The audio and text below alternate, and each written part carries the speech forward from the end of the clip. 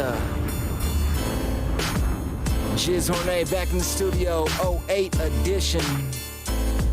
Lifted Blessing with another track, Digital Pimpin'. Thank you. Oh boy.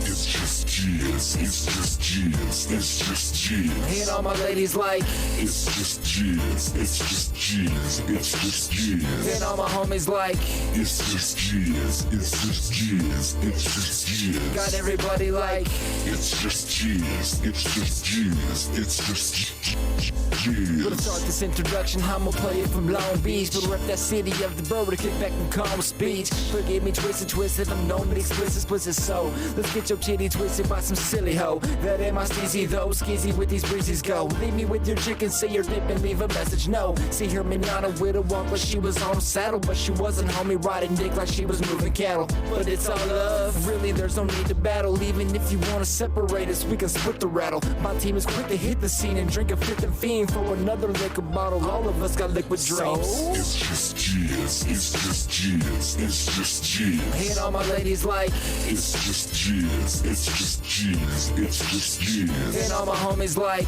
It's just Jiz, it's just Jiz, it's just Jiz. got everybody like, It's just Jiz, it's just Jiz, it's just Jiz. I got a liquid dream and I'm riding dirty, swerving pretty heavily, but I'm still feeling flirty.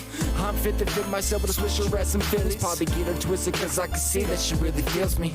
Maybe one day I might settle this, she could be my chick. Call up a homie, explain to him what it is I did. He won't believe me shit, thinking I'ma keep on sifting through these women like a pair of Adidas or OK Swiss. Probably the truth spoke wise from a dude who lies for a homie whenever I need him to.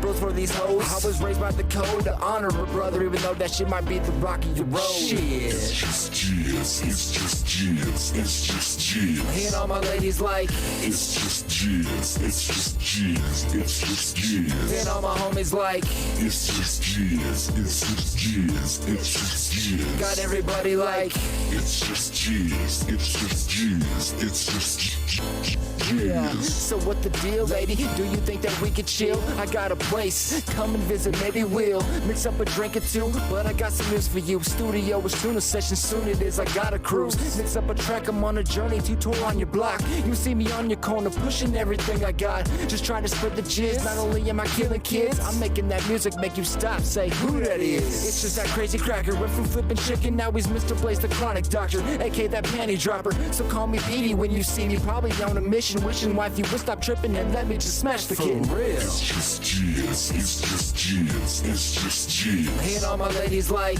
It's just Jiz, it's just Jiz, it's just Jiz. and all my homies like, It's just Jiz, it's just Jiz, it's just Jiz. got everybody like, It's just Jiz, it's just Jiz, it's just Jiz. that's right, motherfuckers, this jizz.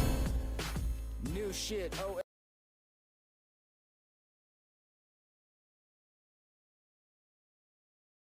Bruh. What up, though? Say, yeah, Rochachi a little different. Carry in, hello?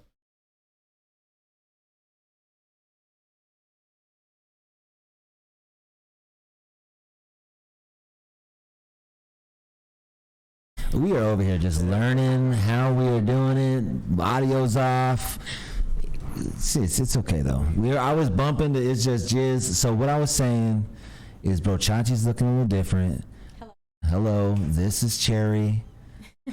Cherry is a homie who basically we smoke often. I know she's into the reefer, and she's had you've been in the industry too, as cutting it up as the clone mama, right?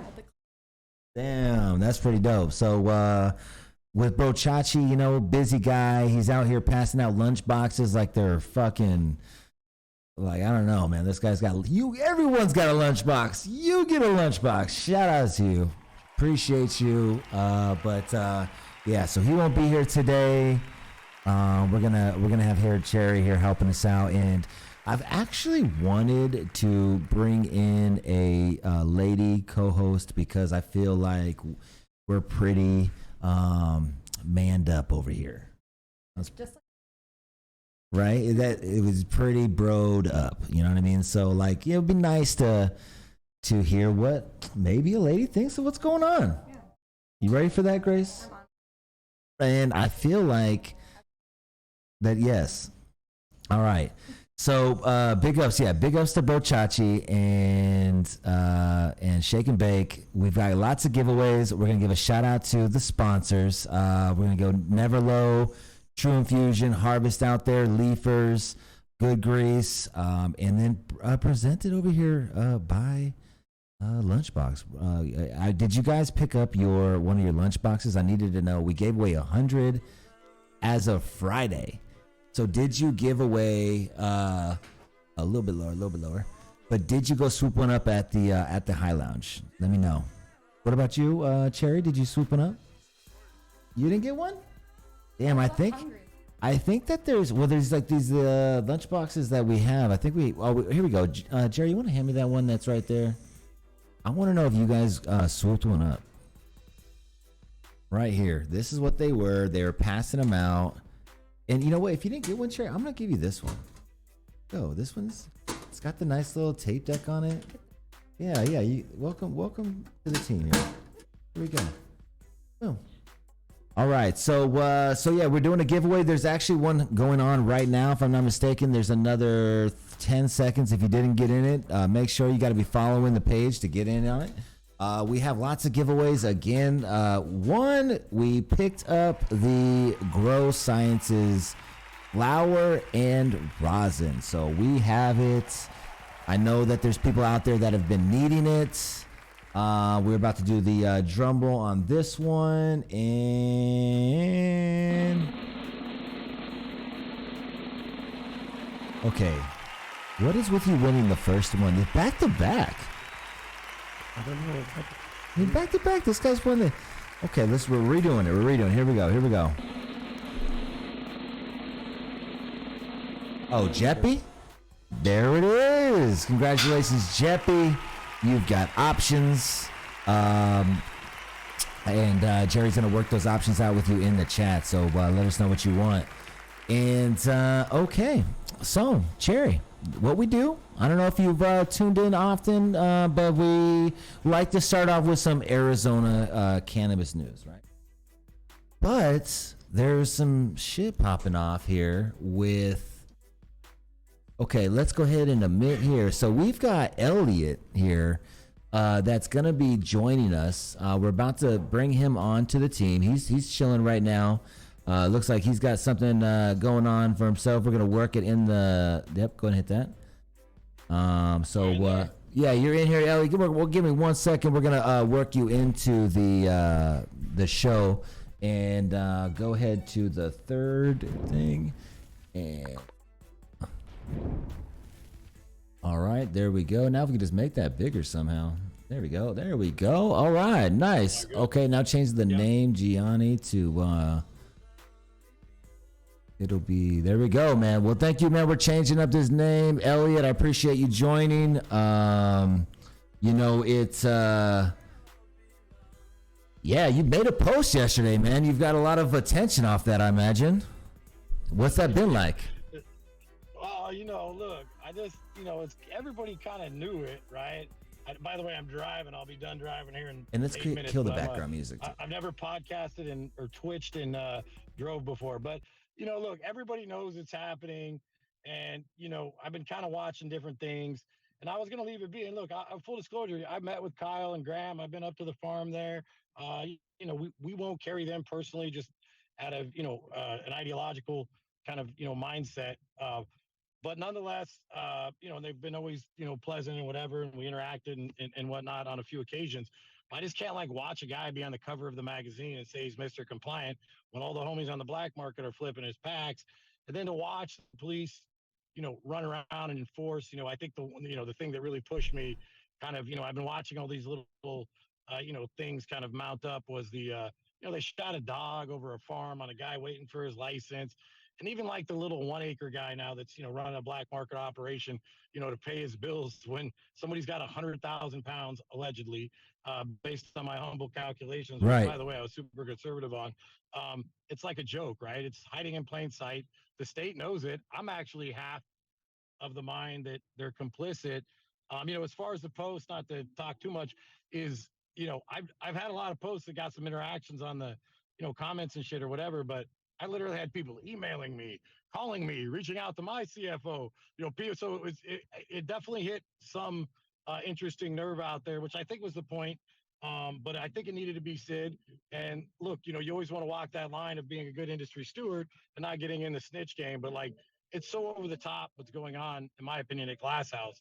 They're not really running a legitimate, allegedly, in my opinion, just got to be careful here, but they're not really running, in my opinion, a legitimate legal cannabis business. All they did was put in a bunch of money, act like they're the clean ones, and they're really actually the dominant player in the black market because they're hiding behind plausible deniability. Damn. And this is like so looking into it, Glasshouse Brands is all based off like retired police, right? Look, I don't know like Graham's background. So the main two guys I know Kyle from around a little bit. Like, his office is in Long Beach, so I'm from Long Beach. So he's a former police officer from, Torrance, right? Which people have a lot of opinions on that. The thing I will give him some respect in the sense that like he just is who he is and he owns it. So I thought, right? At least when I met him. And now this whole like two-face thing he's playing, was kind of like all right, bro, just stop. You're not that guy. Okay. And then Graham, who's like the other guy, big guy over there, is comes out of the software field. So as far as like how many cops are involved, I don't really know. I know Kyle, the CEO, is a former cop from city of Torrance, got into real estate, then got into cannabis, and then Graham is he's a tech guy. So that's all I really know as far as like who's running it. Okay, so what was the goal on you? Because I mean, I saw the blacklist. They came out with their story. They were calling, to quote blacklist here. They're contributing. It's saying like they posted out some Glasshouse Brands continues to drive down costs to stay competitive to California's largest pot farm. Keeps growing bigger. So basically, they're driving down cost. I mean, in there they talk about how Glasshouse Brands 2 million square foot of a greenhouse. They constantly have 750 pot plants in the ground. They can produce 300,000 pounds of pot a year. They're adding another million this year. They're trying to get to 5 million by 2025. It's the Walmart of weed. And so you're basically saying the only way that they can really continue to do that is by backdooring it, and they're not allowing the system to be fair. Do you feel that they're using their backgrounds to flush out other, like some of their competitors? Yeah, and look, I don't want to be conspiratorial, but I know that like they have the metric tags, so the state knows how much is not coming back out the other end, and that's kind of my the point with the post, which is, look, what kind of market do we want, right? What kind of industry do we want? And look, I believe that Kyle has in Glass House has every right to be a big farmer, but what I don't think is fair is they're putting small farmers out of business, and then they're basically using the black market to and acting like they're the perfect shining example of what's good to fund and expand their canopy. And now they're going to build more canopy, right? And this is all alleged, but they're going to build more canopy, and it's all going into the black market. And the other thing that's happened, one thing I'll add is, they took the $2 tax off cultivation, which should have been a move in the right direction. But all it's done is allowed some of the really big mega farms to outcompete the black market, which there's one market. And I think people like to separate them into things.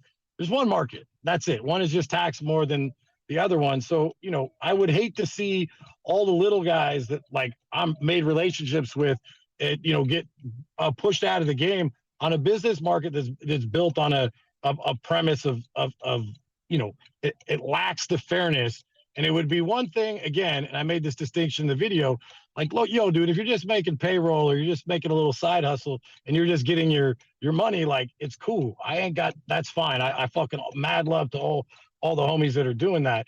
But when you're trying to reshape an entire industry, I think that becomes a different fundamental question. And what kind of industry do we want? And that's why I spoke up. Okay, so but I feel like what made you pick Glass House? Was it because of what Blacklist had put out? Because I feel like that's happening by the small farms getting busted are happening not because of Glass House, right? But in a sense it's just like you're asking them, why are you busting the small farms when you're seeing this happen in a large scale that's affecting the market on a larger scale. Yeah, I mean, like, first of all, we were supposed to end the war on drugs. Let's start there, right? Okay. So when you're going around with armed people that are probably on overtime, sucking money from the government tit, which is a whole other fucking problem that goes on, right? They like the enforcement. So, like, and then you're shooting animals, and the biggest black marketeer, they have the data, right? They have the data. They know the state right now could go in there and see how much is being diverted and investigate them if they wanted to. The reason they're not being investigated, they're posing with politicians. They're friends with them all. That's what I think, right? Right. Meanwhile, I mean, that's what it's looking like. We've been under more investigation than fucking anybody, and don't think that we're not squeaky ass clean or I wouldn't talk this much shit. Like, we know the heat's coming. And the irony that we were laughing about in the office is we'll probably get more heat for snitching on their friend. I mean, it's really what it is. I snitched on Glass House. That's that's what the feedback that we've been getting is that, like, it's like by what you're doing by calling out Glass House, like, obviously you are not even obviously, but like, it's like, hey, like, it's something that is happening across the board. Yeah. And look, it's not just them, but they're the big one. And then, like I said, like, once you're out there and you're putting on the front of, like, being the face of clean cannabis. And, by the way, Graham was circling black market grows. So, okay, you want to enforce is what you're saying, right? Oh, you want to selectively enforce those that were hurting you during the cultivation, tax era. So, look, again, it's just super fine line to walk. You never want to be a snitch. And look, we had this debate before we did it a little bit. Yeah. By the way, there's people in our office been wanting to get them for a long time. Right. Because I do have some interactions with Kyle and Graham, and they've always treated me with respect. I was a little hesitant not just to, do it, but nonetheless, I think it needs to be said. And really, it's just a symptom of a larger problem, which is, dude, this idea that we have a legal cannabis market is just a fucking big lie. And it's kind of just putting the whole system on blast. Like, take Glass House out of it, really. It's a macro thing. Like, really? You guys are still running around in your uniforms enforcing on cannabis. I thought we came to the conclusion in 2016 that we were going to, like, end the war on drugs. I mean, I think they should end it on everything, but let's just take the easy one. Cannabis, like, you said you were going to end the war on drugs, but you haven't, right? And the reason that it still exists is because of the taxes, right? And the taxes, whatever, 35, 40%. So, there's a reason for the black market to exist so people can get affordable product that they can't buy at a dispensaries. In fact, a lot of my homies that are local are like, they still buy from the same weed dealer that we had in high school. They're like, I can't shop at your stores. I'm like, all right, thanks, bro. I appreciate you chatting. It's like, because the taxes, right? I don't okay. care. So don't you feel like, do you see that the federal government is going to deschedule? Do you think that, like, that is going to, come down here soon, or, how do you feel about that?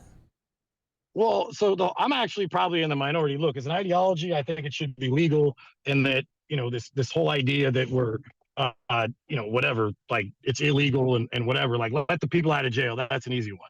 As far as federal legalization, to me, the devil's in the details. Like, are they going to make it so you need an FDA approval and we all get squeezed? That's possible, right? Is the fuck you money going to come in and just take over the game? There was one, policy a while back.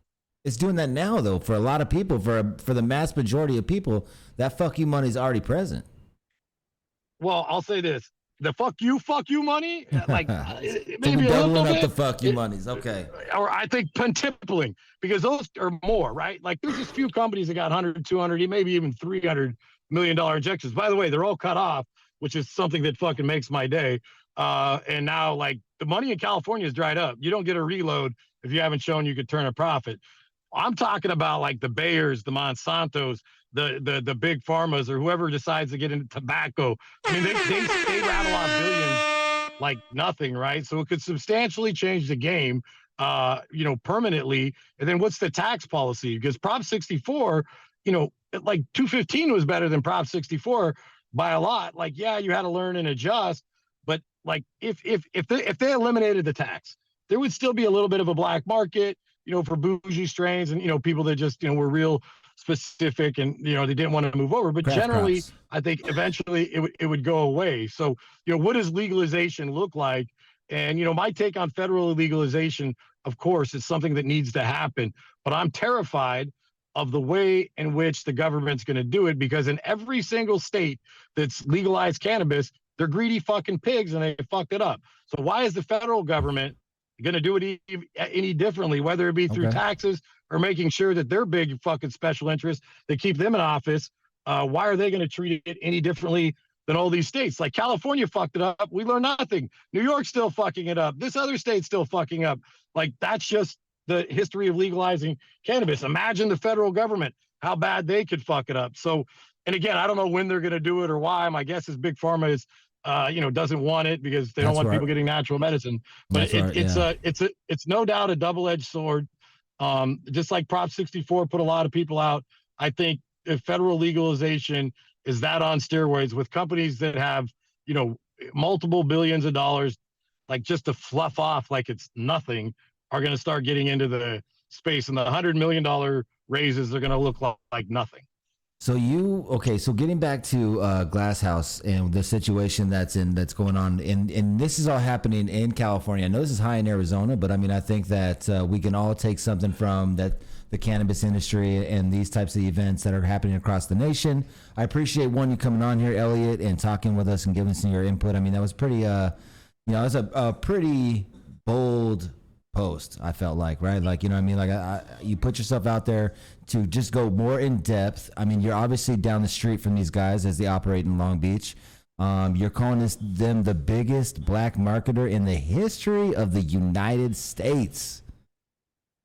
Look, you don't hear anything out of their camp. If somebody said some shit like me about my integrity or about the way I run my business, I'd be on IG or some social media platform within 3 seconds. What I wouldn't be doing is hiding in the boardroom, coming up with a fucking excuse on why you can't do basic fucking math. And like I said in the post, they have the best quantitative guys around. They're a publicly traded company. They know what time it is. Everybody else knows what time it is. All I did is say what everybody knows. Now, what's the backlash going to be? I've already been a target, right? And I won't get into all the targeting shit that's happened to me over the last several years, but it's kind of like, fuck it, fine, I'm going to be a target. So I'm going to speak truth to power. And Glass House, to me, nothing personal against them. Again, I've met with their executives a few times, always treating me with respect, even been to the Grow, always treating me with respect. But it needs to be called out that, like, there's not a black market. Like, probably 2/3 of the black market is now the legal market. When you say nothing personal, though, like, I mean, so like, you mean so you basically just feel like this needs to get cleaned up across the industry. Like, you think that, like, basically, like, there should be no backdooring at all, period. Right? Well, here's look, I'm cool. And this is where you get this really fine line, right? All right, which is like, yo, you're making your payroll, fucking backdoor, go get yours. So backdoor to a certain threshold. But if your entire business model, and let me just be clear, I'm not condoning it, blah, blah, blah, I got to say that. But what I'm saying is, if 75% plus of your entire business model, and you're adding canopy, you're not just trying to get a few people fed, is backdooring, that needs to be called out. And then my point is, look, if they lowered the taxes, then the legal market would be 4 times bigger. And, I know a lot of guys that are, offline would say, man, I'm tired of doing this shit. I wish we just had a bigger legal market. So, like, they've created the reason that people are backdooring. And, again, Glass House became an easy target. And again, I don't want to fuck up anybody's hustle, but the state knows it, right? My understanding when, like, they would still talk to me was Metric was told Metric asked a long time ago, this is multiple years ago, to fix the holes that it had in it, right? And Sacramento does not want to fix it. They have no political will to fix it. So they're complicit. My guess is what they think is, oh, our boy Kyle's going to kill off the black market. That's good, which it's not. And there's all sorts of bad outcomes because of that. And they're good with it. And they're turning a blind eye, right? And again, there's a huge distinction. And this is, you're getting in dangerous territory. And this is all stuff we've discussed on and off camera, open book. Like, where does the line get drawn? Like, clearly, if you whatever, you have 100-pound output and you had to flip 15, 20 in the back, I'm not passing judgment on that because you had to make payroll, keep your head above water. But when you're adding 1 million feet of canopy and you're posing as how do you stay compliant on MJ Biz, it's like, all right, bro, I'm gonna call you out, dude. I just seen too much, right? And you're in there with all the fucking politicians smiling and you want to be the poster boy for compliance. And, it is seems like a hyperbolic thing to say, but I can't, assuming that my math is correct, it's all alleged, right? I would be happy for them to come on. But, based on my basic math, which is just public reporting numbers that I got from them and, got from the state that are public and published, if they're backdooring 100,000 pounds or so or more, that would, in my opinion, make them the biggest. Now, of course, they have plausible deniability and they have an interim, but that would make them the biggest black market cultivator in American history. So okay. My question is though, what would you say to the people out there that are just saying like, hey man, like, look, that's the game. That is what is being done. Yeah, they're doing it on the largest scale, but like, is that just what, because think about it, like, it's only been legal to grow anyways for like a decade, like a little over a decade, whatever it's been, obviously. And again, I'm out in Arizona, it's been different for us, but like it's been done illegally fucking since the hand of time. So it's like, I feel like that's the game in itself, has always been about the black market. So why do you feel like calling this out? Is it in a sense, like, what is the benefit of calling it out? If this is the game, why not evolve or dissolve? Why not just get out there and play the game? You see that they're doing it on this large scale, moving these units, making money, and not getting busted. Do you feel like, do you see other people getting busted and you feel like they're using their ties, or is it just like, no, that's just is this, because from the feedback that I've gotten, it's like this is just a pretty standard operations and they're just doing it on a larger scale? Well, look, it's a super fair question. Look, that's the big internal debate, right? My short answer is, yo, homie, get yours, right? I think the hypocrisy of Glass House rises to another level, right? Again, these are people that were back, pioneered the industry and are staying quiet and, generally are just trying to survive, right? They're not trying to reshape the game entirely, and their whole entire model is broken. Glass House, right? Like, okay. I don't think that they'll ever be able to sell. Like, my guess is their retail sales, I mean, who knows? Like, they're not going to grow when they add that additional canopy. They're adding additional canopy, getting money from investors, getting money from, whatever.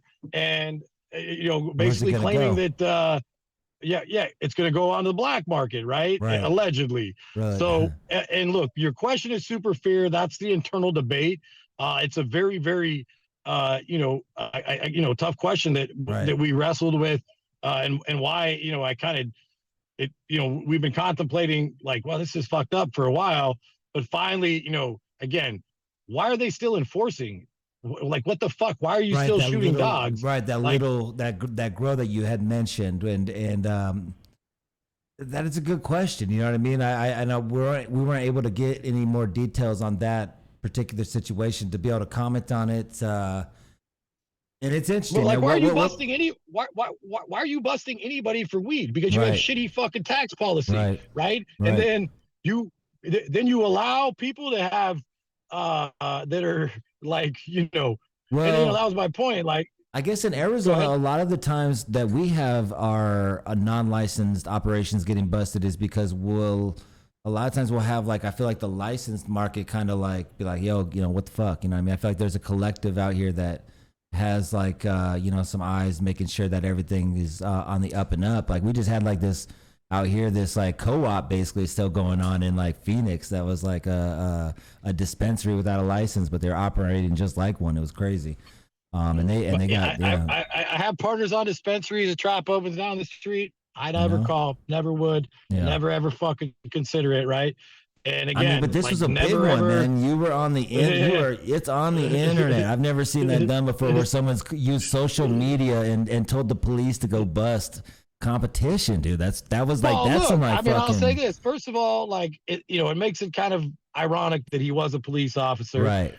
I do think we want to give people generally in the I'm probably, a little more tolerant of like, hey, let them evolve, because ultimately, like, if we're just like, fuck you, to everybody who wasn't on board for when they should have been on board, then, the people won't evolve. But again, I actually think a healthy black market until they fix the tax policy is better than what's happening. Right. Mm-hmm. So like this idea that like, and there's only one market again, right? Yeah. I would rather, I never thought of that, but that is, I mean, the market would be, smokers. The market would be like all of us cannabis users and stuff like that. And there's two types of, I guess, business models in a sense, right? Yeah, look, a healthy back market stops somebody from Walmartizing weed, right? So like as much, eventually they're going to lower the taxes. I think the black market kind of resides and maybe exists in a small way. But until then, like a healthy black market in a high tax policy, it like oddly enough prevents, like I see it in a totally different way. Like that's better than what's going on, right? Mm-hmm. So like, yo, you're on the black market, get the fucking money, but like they're not the issue. They're hiding out. They got 1 acre grows. They've been doing it their whole life. It's generational. And by the way, this idea that like in Santa Barbara County is going to produce all the weed now, and if you live in the Emerald Triangle, you're going to get fucking shot up, and that you're only allowed to have 1 acre, and some other dude's allowed to have fucking a gabillion million feet of canopy. Like it's all backwards, right? And the promise that was made, this isn't Kyle's fault. Some people say it's Steve D'Angelo. I don't know the right answer. But when they lifted the tier 2 cap, so you could have 1 acre, but you have unlimited 10,000 square feet. The promise was in 2016 that the people whose shoulders we stand on, people that are way fucking more, I'm a fucking poser compared to the real OGs, right? And at the end of the day, like that promise was to give them a leg up so they could build their business. And so that when they opened up the floodgates, they would have a foothold. That got broken on day one. And then it has moved to when they remove the cultivation tax, which is a good thing, but they should have lowered it all to then let the black market, which is healthier than having, 1 or 2 big, mega farms take over the black market essentially, is not a healthy market. Right. So then the guys that are flipping packs, they don't care because they're selling to custies on the East Coast. It's interesting to say take over the black market because there's no way that these packs are taking over. Like, I mean, are they? Do you think that they're producing like quality? I mean, we're reading right now that, and I would love to hear your take on this, that the wholesale market is like plummeted 95%. It's gone from like $2,000 wholesale packs down to $100.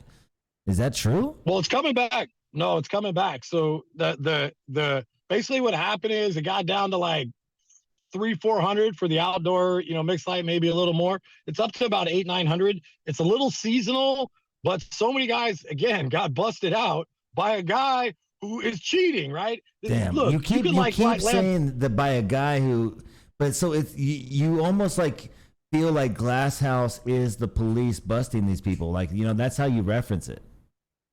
No, but what I'm saying is this. So their business model doesn't work unless they cheat, right? So it allegedly. So then allegedly, I said enough. So then, who knows what he's going to do? I'm going to get some heat on this.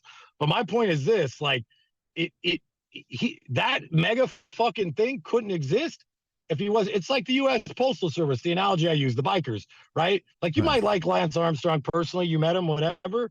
But it's not fair that the U.S. won all those Tour de France's. They had Motorman behind the fucking Cade with the fucking blood doping, right? And they're pushing it forward at whose expense? The small farmer and the culture of the industry. So the black market does not hurt the culture of the industry. It actually adds to it. Yes, they have a tax break, but that's not reshaping the culture of the industry.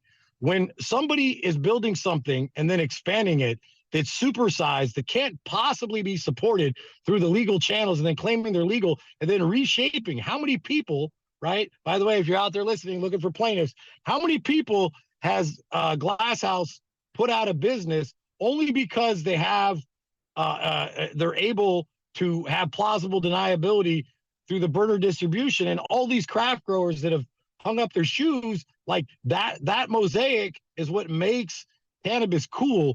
And the culture is going to get totally fucking mowed down, not because like, oh, our weed was better than yours, because like they built a spaceship over there. They're producing it $134 a pound. And by the way, flipping packs to custies on the East Coast, nobody cares. Like they don't know it came from Glass House, right?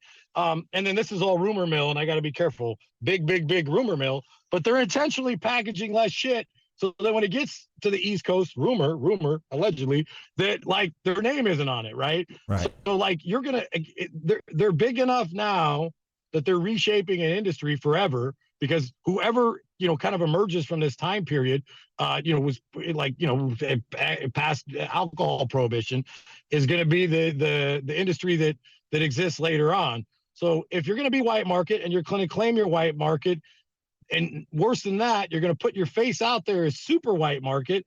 And then worse than that, you're going to keep expanding when allegedly, that you're going to be probably not able to sell that in the white market. And you're raising money from people under the like guise that you're actually selling it in the white market. Like that's just hypocrisy beyond hypocrisy. But if I had to pick out one thing, it's that. What's going to happen to the culture in California if the little farmer up the hill? Humboldt was smart. They only let guys get 1 acre, right? But the problem with that is Santa Barbara let some dude get, I don't know how many acres that is, 100 fucking acres or 400 acres, 5 million square feet, not all built, but like could be turned on at any moment. I think 1 million or 2 or whatever it is now is turned on, and they're expanding. You've destroyed the culture of people in Humboldt who have a disadvantage. They were in Humboldt before because, you could hide out a little better, whatever, it was a little more remote. And now all that culture is being beat by a guy who is essentially, or a company that is crushing down the price, not because they're better than you, Okay. but because they've been willing to take by any means necessary, do it, right? Let me step in here because Allegedly. the Humboldt situation, and we got a caller on the line. Do you mind if we take a caller live here to join the conversation? Yeah, go. Right. Drop them in. You're on hold right now. Caller, Hater love. Yeah, let's get it. All right. So my question though with Humboldt, man, because I believe that's where the best cannabis in the world is grown. So we definitely don't want to mess that situation up. So are you saying that they are messing up the situation in Humboldt right now? Is Humboldt? That's literally what's going down. No, yeah, man. there's a certain size marketplace, and if you can't sell cannabis for more than you grow it for, because for whatever reason you didn't have fucking $400 million to build a spaceship that actually can't sell enough legal cannabis, Humboldt. Then that exactly. That's what's going on. All right, and I'm gonna get 100%. Hey, okay, so we got a caller right now. Who's this on the line? This is Arc Genetics. Okay, Arc, nice. Nice. Arc is a little background here. Elliot Arc is a grower and entrepreneur in Tucson, and definitely well versed on this topic. So go ahead, Arc, if you got something you want to drop on.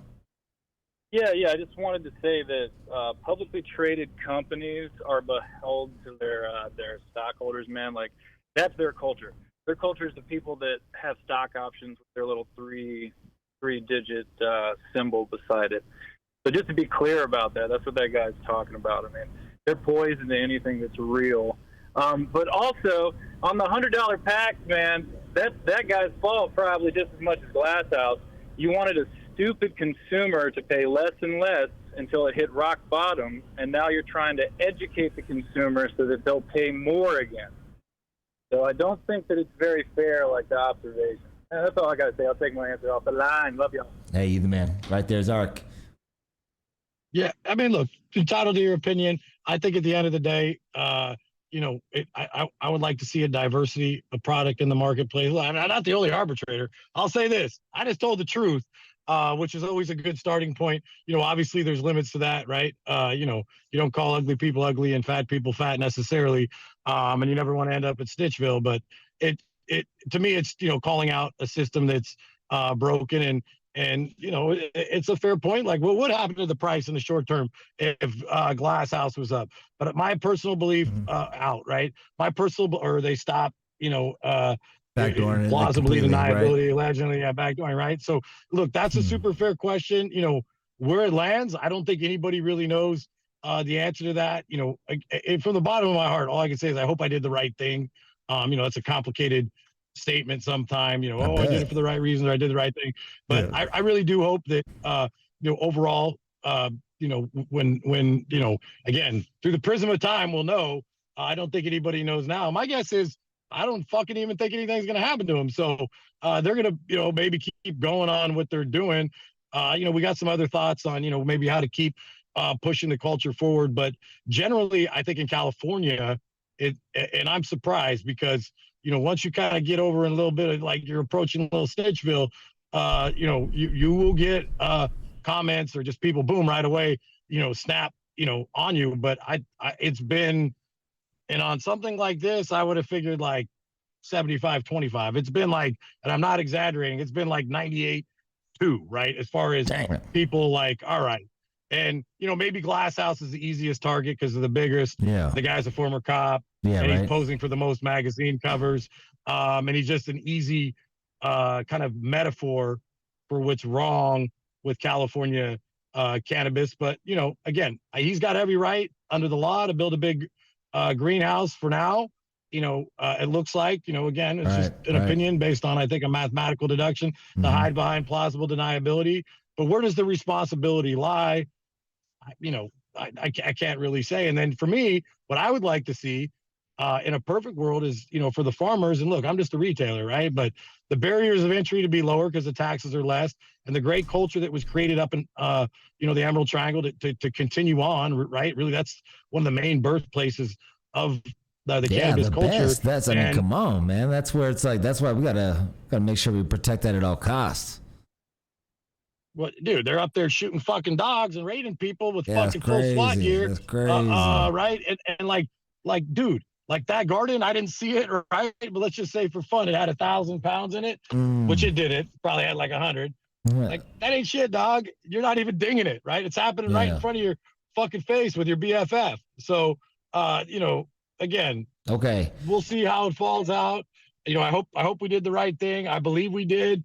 I didn't put too much thought into it. I knew it would be a little hot, but it was even a little hotter than, I kind of expected. But all in all, there's always going to be a few people Stitch rat thing, but it's been a very, very, very, very, small minority. And I respect the other gentleman's opinion. I don't think this is not a black and white, situation. I don't think it's like most things, it's hyper nuanced. And again, only time will tell what the outcome is going to be. All right. So are you in fear right now at all? Because I mean, you dropped some heavy shit in this video. Like, you brought up the cartel, my guy. Like, that was some shit. No, I meant like they are the cartel. But maybe someone took it that way. I was like, damn. Without getting into it, the ABC is all over my ass. Before I even opened, and I'm not like, the thing loses money, I could close it down. But the ABC we have the emails, was investigating us prior to even opening, right? We had undercover vice cops that were there the very first day that we opened, right? So in so much as I was paranoid that they were watching or following, we've been targeted by the state and everybody else. And I'm confident a lot of our audits have to do with the outspokenness. I'm pretty sure if somebody's watching this that's involved in the government, I wouldn't be shocked if my car, my office, and everything around me was bugged. And, at the end of the day, like, the thought is there that not only, look, we run our business clean. Like, I know for a fact that I've been on tap phone lines. I won't get into how I know. I wouldn't be surprised if, like, everything I do is being recorded. And then, the physical harm thing, it's definitely on the table. I think people get pissed off, but the way I see this life, I got one life. Yeah, I got 4 kids and a wife to take care of. So I got to, I got to, stay alive for them. But short of that, like, yo, you get one shot at it. Like, I'm gonna die with my fucking boots on, right, wrong, or indifferent. Like, fortune Damn. favors the bold and fuck fear, right? Like, that's Okay, just how I live my Two life. things. One, this is being recorded right now. And two, like, damn, dog, I hope that when you do go out there, you get a chance to take the boots off and at least get a little relaxation, you know, before you're like, goddamn, you know? So, hey, okay, so, you know, did you start with, you know, growing packs and, you know, growing cannabis in the legacy market? Like, you know what I mean? Or did you start growing cannabis after you got your license? No, so I'll give you a little history, right? Like, in '96, I was a student up at Berkeley. That's when 215 passed. Okay. So, like, pretty much straight away, we started flinging packs and growing, right? Nice. But like, we were just small time little fucking hustlers, whatever, right? Yeah. So, you know, I did that through like 2002. Even got a little trouble, kind of, right, whatever. But you know, we never really had more than a 3-lighter back then. They were coming mostly out of BC. They even had Mexican weed back then, right? And you know, we were slinging 5 packs. Yeah, they had that Bammer. By the way, my homie from SF loves that song. Don't give me that Bammer weed. Okay. So then, nice. you know, whatever, you know, had some trials and tribulations in my life, and then, you know, got into flipping houses in like 08. And then so all the homies in Berkeley hit me up in 2013. So it's still 215, but like Obama had passed the Obama doctrine. And so it was pretty safe if you had the medical cards. Like, you might get rolled. You had to be pretty careful. You know, we had burner phones and, you know, the whole deal. And then from there, you know, we had 14, 15, we had some really big, you know, I think we got up to like 50 hoop houses maybe going at one time. And that's why I say, like, compared to the real OGs, like, I'm a fucking poser. I know everybody likes to be like, OG, maybe amongst the CEOs that are out there, right? Like, there's guys that were in the trenches in the 2000s, which, you know, by 2003 to like 2013, I wasn't really even in the weed game, right? And then, you know, obviously we were taking some 215 risk, but the feds, like in the 90s, the feds were coming in, right? They were busting, you know, the different, there was Berkeley Patients Group, which I was one of the first members of, which was cool. And then in Oakland, that was really the epicenter of where cannabis was legal, but the feds would show up every once in a while. Whole different program. 2013, by then, yeah, we took some risks. You might have caught a case. You probably would have beat it, whatever. But look, at the end of the day, I definitely, you know, and I joke about it, like, really, I'm half a poser, right? I mean, I got some legacy roots. I was in it, you know, 3-4 years before they legalized it. You know, I was growing weed, a small time little hustler back in the, you know, 90s to like 2003. But, you know, like I said, the real fucking guys in the game that knocked it out from, you know, whatever, you know, some guys been, you know, continuously, you know, 20, 25 years. To me, those are the real legacy guys. Like, you know, I got enough legacy chops to appreciate, you know, where we came from and what it was. But I recognize for sure that, you know, I stand on the shoulders of, you know, the real OGs in the game. I got you, my man. But this is, we're talking right now, the Elliot Catalyst CEO on Instagram. This man got a fire under his ass and just went fucking for it. You know what I mean? Like, you posted some shit up, man. So I reached out, man. I reposted it because I was like, damn. I was like, I've never seen anyone use social media in a way like this. I was like, and like, you commented back, and I was like, fuck it, bro. Like, let's get this guy on, you know? Like, and appreciate you taking the time. Like, so what's your operation like right now? Like, I mean, like, your competition's popping out fucking 2 million square feet, man. What you got going on? What's going on over there? So the kind of interesting part about that is, like, I don't have a big dog, like, financially in that fight, right? So, like, you know, we're a retailer. We got 17 stores open in California. 17? And look, I'm just here. 17, yes, sir. That's fucking nice. And look, we've always had a chip on our shoulder because we never fucking got the big money raise, and we've just done it. We've suffered, right? I never took no money out of this company. You know, we built it. Half our HQ is all started at bud tender or reception level. Okay. And like, we just built this motherfucker like Spartans. And so all the people that got the big money in California are crapping out, and we're just inching along doing our thing. Fuck. Huh. If you would have said we're in the conversation for one of the larger retailers in the state, you know, Stizzy obviously being one, I think we're moving into 2. We're going to open 6, 7 stores this summer. And, you know, we just done it by taking all the money and throwing it all back in. You know, everybody at the executive level, we're really proud that we're unionized. We pay our guys at the store really well. At the executive level, everybody makes less than they're worth. And they own a piece of the company. They believe in the mission. in, what we're doing. And look, we'll see where it takes us. Like, to me, this is, the most fun you could ever want to have, the best time to ever fucking be alive. They made it. It's So the game is crazy fucking right now, horrible dude. It's crazy. in cannabis. And what I tell the crew is this: look, man, we're motherfucking American Ninja Warriors. Like, do you Damn. want to fucking take it to a 40-yard dash?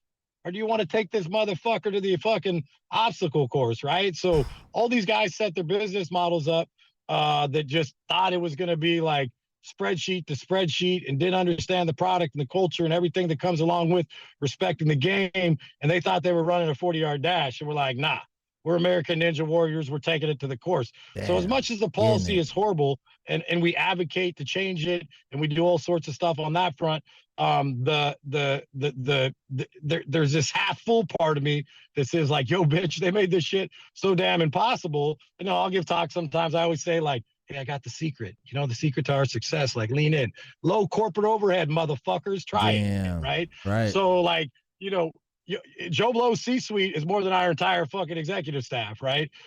So like, that's just how we've always ran it. We've always tried to keep it profitable, that we take all the profit and, we throw it in and get another one. And then, it's been patient first. And I see the brands now that are finally starting to win in California, patient first, right? Fire weed at fire prices, that's our thing, right? We got the best menu, best prices, best vibe coming our store. Nothing super fancy, no fucking waterfalls, nothing like that. What's the top brands? We don't market. What's the top brands? Top brands? I'll rattle them off in our store, right? Everybody knows Stizzy, Plug and Play's up there. The ones I got a lot of respect for, not to disrespect those two in any way, but Cold Fire got 10 people on their staff. They're running as one of the top brands. Coastal Sun, super small flower, sun-grown flower, highest selling flower in our store. Did it organically. Just, hey, we sell it out the door, $20, right? So the with all the taxes, everything included, there's a bunch of other ones on there. I just did Team Elite, Royal Key, Clarky's. I could go on a whole. Connected does real good in our stores. I probably left somebody out, but I at the end of the day, what I'm impressed by, there's companies now that are emerging. And I just started this podcast. I'm on my second episode. I got my third one coming. And what I'm trying to focus on, and a lot of guys are shy to go on camera, not shy the traditional way, just part of the culture, is these companies that are super small, but they have a big part of our shelf, right? And some of the bigger brands haven't worked as well on our shelf because our customer tends to be the heavy smoker, the repeat customer, and they've just kept it really small, right-sized their growth, and they product first, customer first. And I actually think that model is slowly but surely starting to win. And that's the model that I want to see win. And I know these people, right? These are people that I could call on the phone, boom, and they're on the phone, down. Right? So, man, it's pretty interesting to see. I got someone in the Paul here in the who's out here saying in the chat right now that I've actually had some of your Hall of Flame of rosin, some of the honey banana. So it's made it all the way out here. So watch out for that. Well, look, if they buy it at the store, by the way, that's a whole different thing. Then what can we do? But hey, my man. But look, anytime someone appreciates it, and look, we're just really a conduit, right? But as I get to know the growers better and take, Coastal and Cold Fire, and look, I got love for everybody, a lot of respect, for even the top sellers are a little bigger. But at the end of the day, watching the little guy, in quotes, little guy, become a big guy on our shelf, and all of a sudden 0.5%, then 1% of sales, then 1.5%, then 2%. I always get the report. Now they're 6.5% of, that's like a lot, right? And it's like, wow, they just did that by becoming part of the culture, getting to know our bud tenders, having a quality product. So, a part of what we're advocating for, obviously we do our community work. We're really big into uplifting the community, but as an industry matter, what we're really advocating for is, look, we got to educate the customers. And also we want to see guys that are patient first, quality first, value first, be the ones that emerge. Right. So, I do have some control over what goes on the shelf. And again, I met with the Glass House guys on several occasions. Don't deny that. But I just couldn't get over the hurdle of, what do we stand for? Right. And there was part of me, same debate, which was, Well, really, isn't it up to the customer to decide if they want to buy it or not? Kind of to the other gentleman's comment, which is like, it's a close debate. Were you But the saying end that result because was, it was proof or because it was just what they were doing? well, look, let the customer decide, right? Interestingly enough, in a blind taste test, they didn't do that bad. As soon as they saw it was No shit. in I hate to even give them that, but look, I'm a straightforward guy. Once it came into the glass house jars, there's a bias against it. But look, I Okay. built them motherfucking shelves with some fucking Spartans. Loved our crew, like. Fuck yeah, we're going to control the shelf a little bit, right? Yeah, But right. there's been some deeper conversations that we're having today, and then you got to balance it, right? We call them Chad brands. There's a few floating around on there still, and we're like, damn, how bad that's going to hurt you. What I would love to do is one day get big enough that we're not fighting for the next paycheck, and then really go through them and make sure everybody's philosophically aligned. It's a fun debate. We have like 5 or 6 on our I wish we could cut list, but we just can't.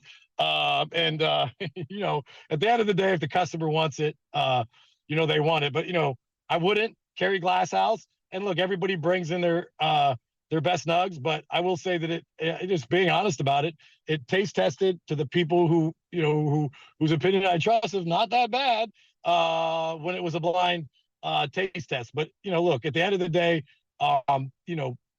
what we're trying to promote is diversity of product. If somebody else carries them, I don't hate on them. People that have partnered with them, I don't hate on them. In fact, there's been I don't know if you can say that you don't hate on them now, though. I think that. No, I'm saying the people that that you don't hate on them that buy on it. Yeah. No, so like just take as an example, like Doja. People, he like kind of sort of partnered with them, or Sea Junkie. Hats off to both of them. I see Doja out there hustling. And then people were beating up on Doja for even getting near Glass House, right? And, my take on it's like easy to judge the man in the arena. I don't know what the deal terms were. Like, I respect the other man's hustle and leave it there. But people were getting blowback for just, even getting near him. So what I'm saying is, like, I don't hate on people that sell it. By the way, for the video, I had to find somebody who I do actually like. My marketing guy got it. He's like, who sells Glass House weed? I'm like, I don't fucking know. I'm sure somebody does. Go fucking pull up weed maps. So just for the video, we did buy an 8th. And the person that I bought it from, I like him a lot. Cool dude. So, again, it's just not a judgment, for partnering. And then, same thing I'd say to Glass House. Like, I'm sure they feel a certain kind of way. It's pretty hard to say this, but like, they're doing what they're doing. I'm putting the truth out there. They can adjust, or they could keep fucking allegedly blood doping, right? Had Lance Armstrong not come back for that last Tour de France, he probably would have gone off into sunset with always a little cloud over him, but they wouldn't have known, right? But he came back for that one. I'm going to get 3rd place one more time, or whatever it was, and boom, stripped of everything. And he knew they were watching at this point. He knew that they were on him, and people always suspected. Said, I'm Armstrong. I'm gonna do it. So so you think anything's gonna come from this? Anything's gonna happen to Glass House brands? You think that they'll get the state to come down on them? Look, in theory, they're going to hide behind plausible deniability. That's what they're going to tell. They tell their shareholders. They're going to say, "Oh, we thought it was being white labeled, or we didn't know." And look, it's a very hard thing to say like they were complicit. I'm not going to throw the rumor mill around on camera, especially because, like, you notice I said allegedly 100 times. Allegedly, this is all just high speculation. High speculation. Yeah, don't think I don't see a defamation threat maybe going to hit me in the teeth. Not to say I haven't got one before. By the way, I called someone out for not paying their bills to a bunch of people before. They sent me a cease and desist. I went home, posted it, sitting on the toilet wiping my ass with a cease and desist, because at the end of the day, the best defense to defamation is truth, right? And I knew it was true, and I wouldn't go on and say something lightly. I had I had people that I really trusted, verifying it. In this case, look, all I did is a math problem.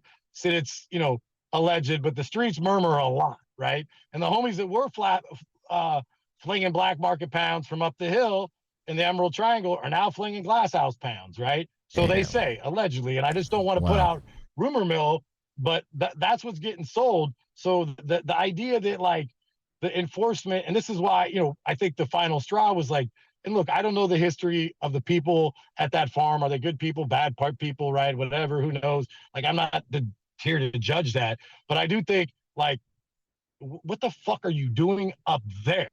Right? You've built a broken system that A, allows this to happen, and B, like, now it's like right there in front of your face and you fucking know it, and you're doing nothing. Why? Because they like that guy. I won't say who he hangs out with at the state, but all of them. So, Right. like, and they're rooting for him, and they're rooting against me. That's for fucking sure. And who gets targeted? We get fucking targeted. And, you know, I made this joke before, like, Sam Bankman-Fried with his fucking scam over there in that bank that folded FGV or whatever it was, that internet bank, they get less fucking scrutiny than we do. And we only have 17 stores, and they're fucking people out of billions of dollars, right? Damn. The Ukraine money, not to get on a tangent, you got 150 billion. We don't even get into counting. You know, someone made 80, 100 billion off that, right? And they're under less scrutiny than little old Catalyst. So the whole thing is hypocrisy. My main thing is to tell truth against hypocrisy. I try not to get on one side or the other. It's just like, you know, whatever, a political statement.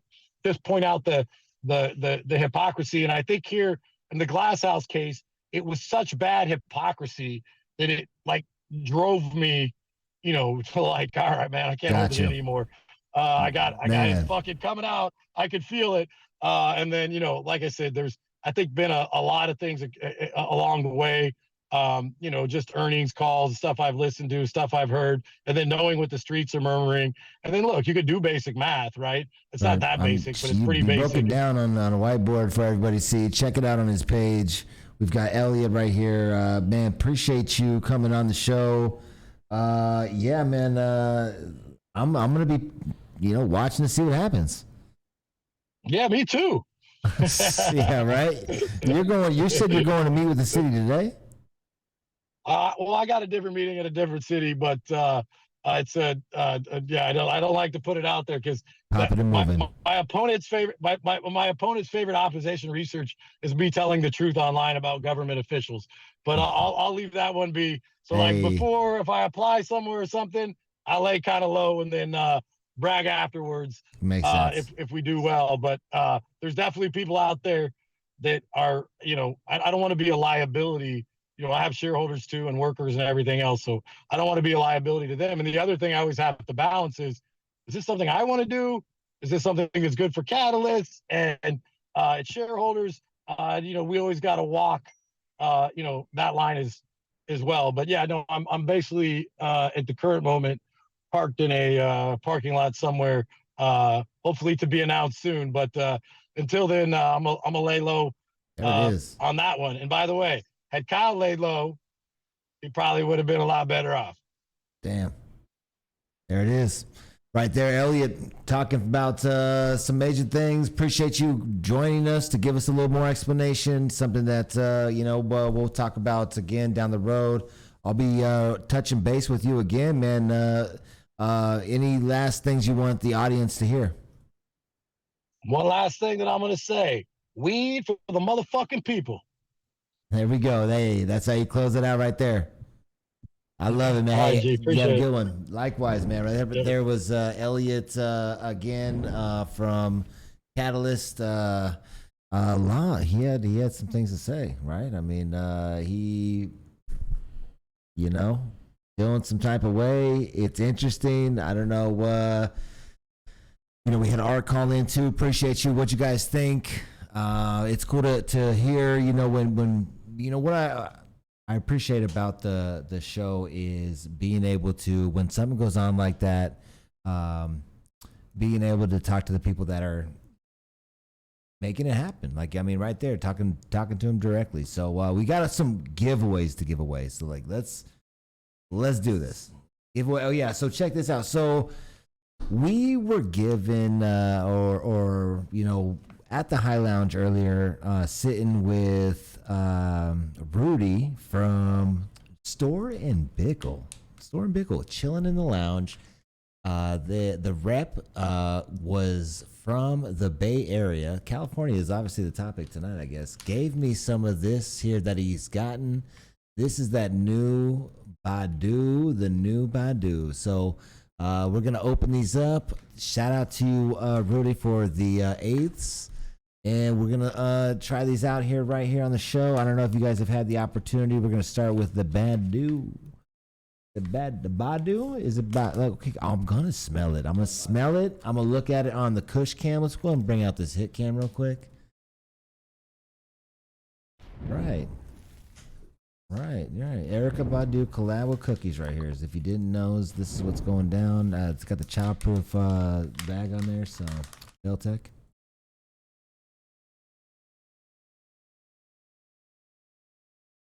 We'll just do the whole one. Do that. Yeah, do that. Pops up.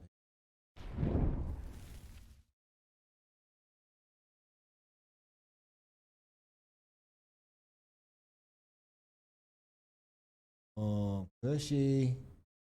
Kush cam. Okay.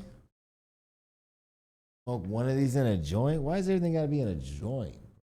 Not even the business. Oh, look at that. Look at that reefer. Going straight in a tobacco taco.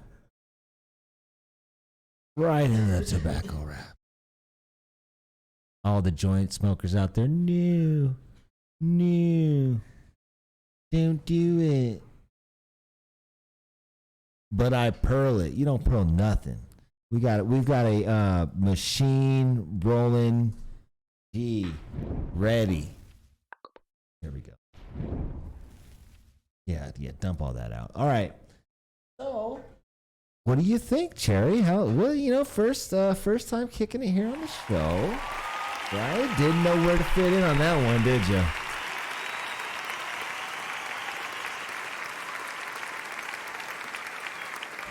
Oh, right here though too, right in that bad boy.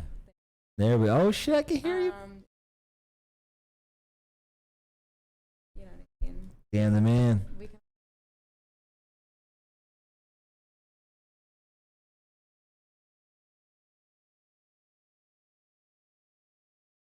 like this is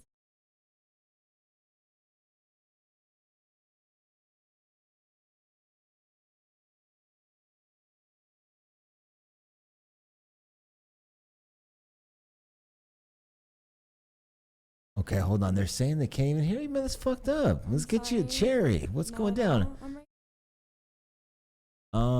Okay.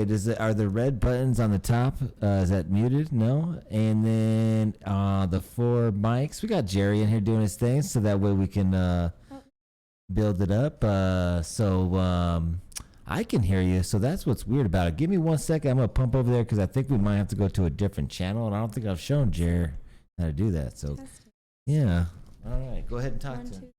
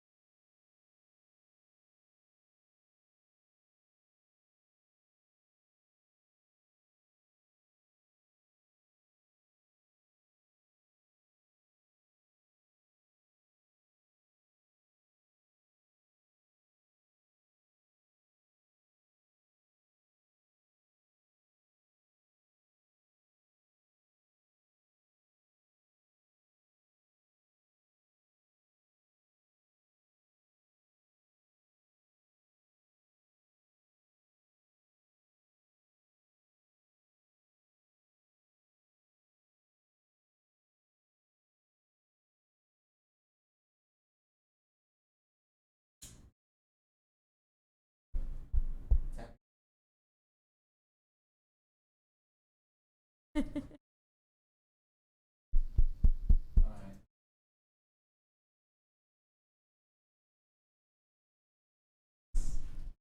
Half an hour.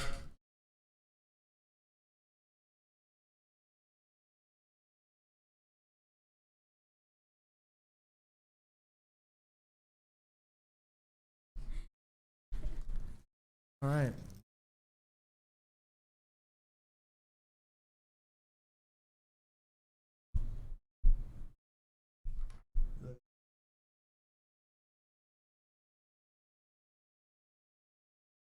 Look at that magic. Okay, bam. Does it work? Oh, I mean, I can hear you. That's really weird that it was like that. I don't know what's going on with that mic. I'm gonna have to fix it. So I'm gonna have to get in there with a little screwdriver. You know those little screwdrivers you can get and try to open it up? Yeah. But for the mic. All right, can you hear Jerry now? Okay, you no longer can enter the raffle. We're going over to the drum roll. No, there's no way. I think they gotta be playing a joke. You guys can hear me, but you can't hear her. I think they gotta be playing one. Damn, you guys got us over here literally changing mics. No? You can hear me though? This mic on? Mic check, mic check. Okay. Go ahead, do yours. Mic check, mic check. Did you hear that? Okay. Can you not hear me? Okay, is it because you're not talking loud enough? Am I just that quiet? I feel like everyone. Okay, so Hello. no Okay, shit. me? Oh my god! Do I just have to talk really loud? You have to Is talk. this That really? Okay. that was a first. That was a first. I've never had anyone Wow, Jesus in Christ. in I'm the from mic. Chicago. Everyone always tells me to shut up. Okay, and I'm no. like- Wow. Okay, well. Okay. Okay, Cherry, yes, just go and do your thing. Am I here now? You're fucking here. Welcome. All right. All right. Nice. Okay. It's fine. This is my good side. Oh, you like that better there? Yeah. You good? Okay. There we go. This is great. This way to go. All right. So, yeah, you had some stuff to say after when we were asking, but now it's passed. Is there anything that you do want to talk? No, let's move on. Okay, we're moving It's on. cloudy outside. It's nice. You The get storm that. rolling in. I feel like, do you like to smoke in storms? Do you think? Like, is that like, So there used to be this thing in Chicago I loved when I would go in fire. was it The snow? warmth, like I just felt Interesting. Like the toasted, more toasted. Damn. It was Okay. Okay. How do you feel about that? What about in the summer when we're sweating our asses off? I feel like you don't want to go outside and smoke, right? Like, but if you have to, it's probably the same way. When you get inside, AC, get a cold drink, sit on the couch. Oh shit, I'm fucking fine. No? Same I thing? feel like I don't really smoke No? What about the outside 'cause what about the dog walkers? it's my dog. Because of the little paws. Pop, pop, pop, pop, pop. It's true. Good for you. Get shoes. Yeah. Oh, yeah. We want to turn the mic to, yeah, because So what You is the gotta- problem? there we What go. is happening? There we go. There we This go. isn't- There we go. Okay. We got a I wanna make couple. joke, but Interesting. I don't know. You got to make it and we'll go from there. Right? We're going to learn as we go. We found out that you talk low and I'm learning new things. Okay. exactly. Sorry. Now I feel like. Yeah. My Nice. bad. Wow. Well, hey, welcome. All right. Welcome to the situation. Let's turn this one down to like, Okay. let's do 30. What? What happened? What commercial? Hear me now? Oh, yeah. What? Verizon? I think it's Verizon. Okay. Yeah. So how was your dab? You jabbed some of the ARC genetics? Yeah, it was yummy. I also, Some drip. yeah, Okay.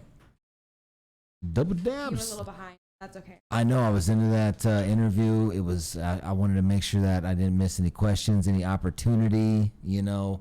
What are we doing on the giveaway situation? Is it another time to pull one? Let's run another one because I feel like we missed two at least. Okay. Thank you, Jerry. Very, very on top of it. Okay, marijuana. Let's talk about the news. So we had talked about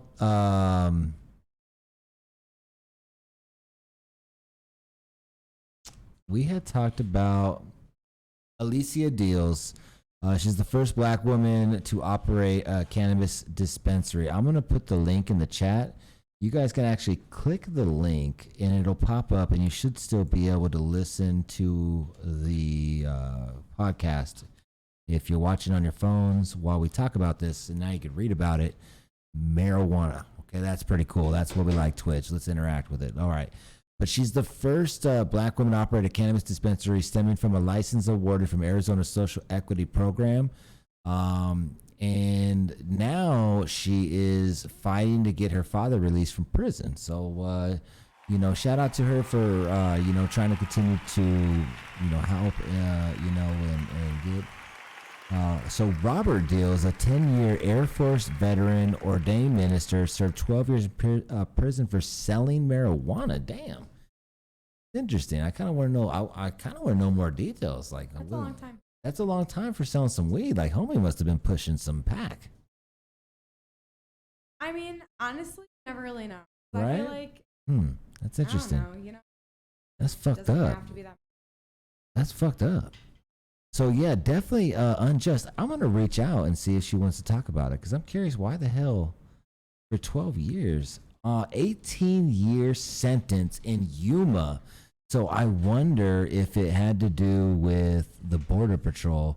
I got fucking in trouble coming back from San Diego once because it's before the medical in Arizona and everything like that. And I came back on the 8, and there was all those fucking checkpoints. And people always warn me, don't ever fuck with the 8. But I'm like, just do.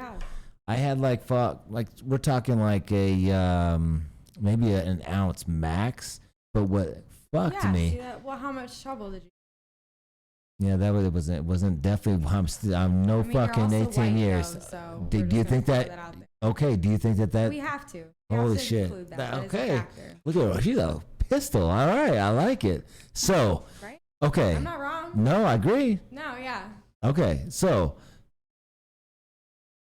I also had hash. Sorry, that made me lose train of thought. That was okay. So yeah, I had some hash on me, and they were like, at the time, they didn't know if it was like heroin or some shit like that. So like at the time, at the time, I didn't know either, right? Because I was like, it was like new to me. You didn't know. Look, I like no, it was, but I was kind of like, no. But what I mean by that was like it was so new to me. Like I was almost like, wait a minute, like is hash heroin? Like does it have it in there? Like I don't know. Like obviously like, the homies were giving it to me, so I thought it was all marijuana, but in that situation, I was kind of like, oh shit, you know what I mean? Like, did I not know that shit? So yeah, so I'm curious. I'm gonna reach out to Alicia Deals and see if she wants to come through. Yeah. Let's fucking see. I want to hear. Yeah. What if it is a little amount, man? Yeah. Can I look it up? Should I like fucking straight like fucking? Yeah. Fuck yeah. I'm gonna do it right now.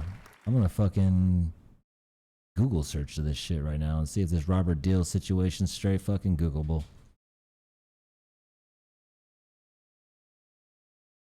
Boom. In here. Yeah, you can Google anything. You can Google fucking anything. Yep. Oh, Power shit. Google. All right, I'm going to fucking look into this. We might talk about this a little later. I'm going to look into it. Okay, another one. Not so fucking dramatic here. We got Carmen Toma. This is a little bit of a dated news. This came out on May 3rd. A little dated. That's okay. We're touching topics here.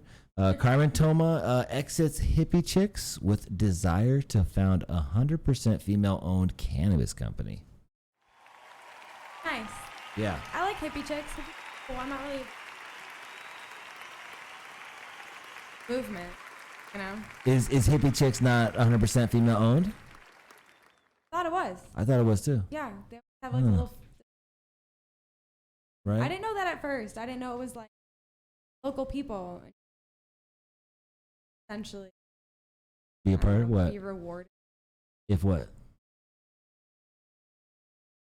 Oh, that's tight. Like if you bought a bunch. Did you know that? Did you? I had no idea. Women? It's local women who are on the package. Okay, I did not know that. Yeah. But I guess I never cute cartoon versions of I kind of awesome. I never even considered like the people on the packaging, like if they were from around. Is it because they're women? Oh my god. No, that's funny. Oh shit, I'm fucking done. No, because I just didn't like, you know. Why is it because they're women? You're just like, I don't even care what this picture is right now. Kind of, yeah. I guess not because they're women, just because like I don't care about the packaging, right? Like at the end, but like I mean that's cool. Like Right. that's a cool bonus, I guess. Yeah, look at it. It's a cute little cartoon chick, and it's someone from Arizona. They just do Arizona, maybe. But it's like local women in the cannabis industry. Okay. Well, fuck. I hope to one day see someone that also listens to High in Arizona and can let us know. Okay, cool. We got this contest is wrapped up here, and we are going to do the drum roll and then the cheers. Boom. Susie. Okay, Susie is actually probably not very happy with me. Not very happy with me. She went down to high maintenance to pick up a couple prizes that she won and did not bring them down. Oh. Might even be it right here. You wanted the green one, right?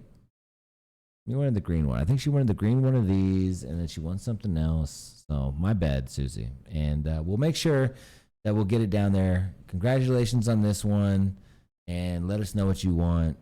Jerry's gonna help you out in the comments. Marijuana. Okay, so today, our guy Matt over at Grow Sciences posted up something that, you know, I was pretty shocked in a sense. Not shocked in a sense, because I know that he wants to be very transparent. But just I was thinking that you know, he was gonna let me break that news or something like that. But he posted on his page this video of Amphid video, and basically what it is it's like this, like, I'm not even sure, it's like some kind of pesticide that is getting its ass kicked by the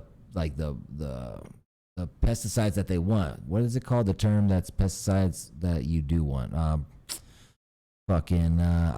I've been thinking about the shit all day. Like the fucking Like beneficial ones? Beneficial ones. Okay, Yeah, there we go. ones. Yeah. Thank you. I appreciate you, Cherry, coming through. Got you. Okay, so boom, and now there's a situation, post on it, boom, and then that kind of sparked up this whole thing, like, okay, are we smoking fucking amphid carcasses and shit? All right, well, here's the thing. Okay, let's hear You it. have to consider, just because, like, it's a plant just like anything else, and it's kind of the same thing as, like, fruits and vegetables. Like, people kind of freak out when there's certain, like, bugs on their fruits and vegetables, but it's like you are growing something that, I mean, I don't know. Like, I get that it's indoor weed, but I feel like it's still something that's not 100% avoidable. Like, Right. even, I don't know, I hate to be that person, but even the food we eat has, like, some remnants, you know what I'm saying? So Damn.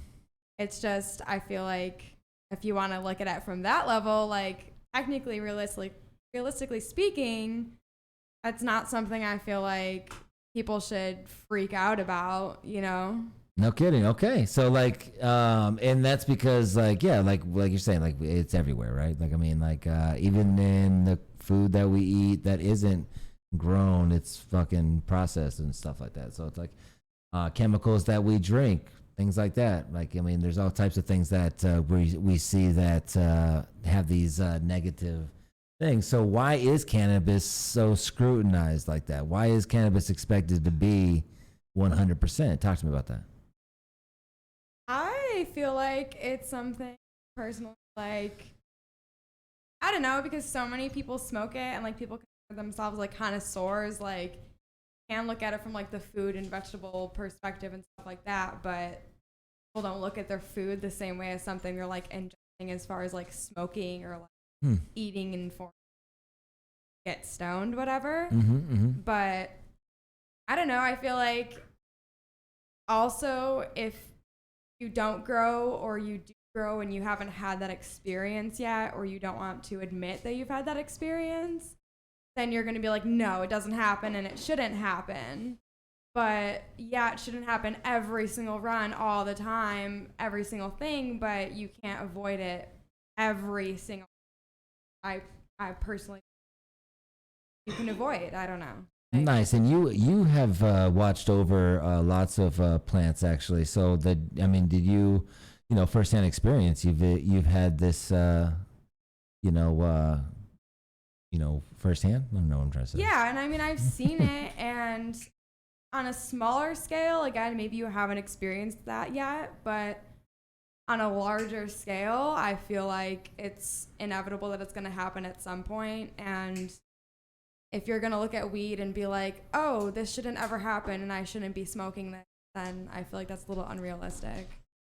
So when's the last time you chopped it up with Matt?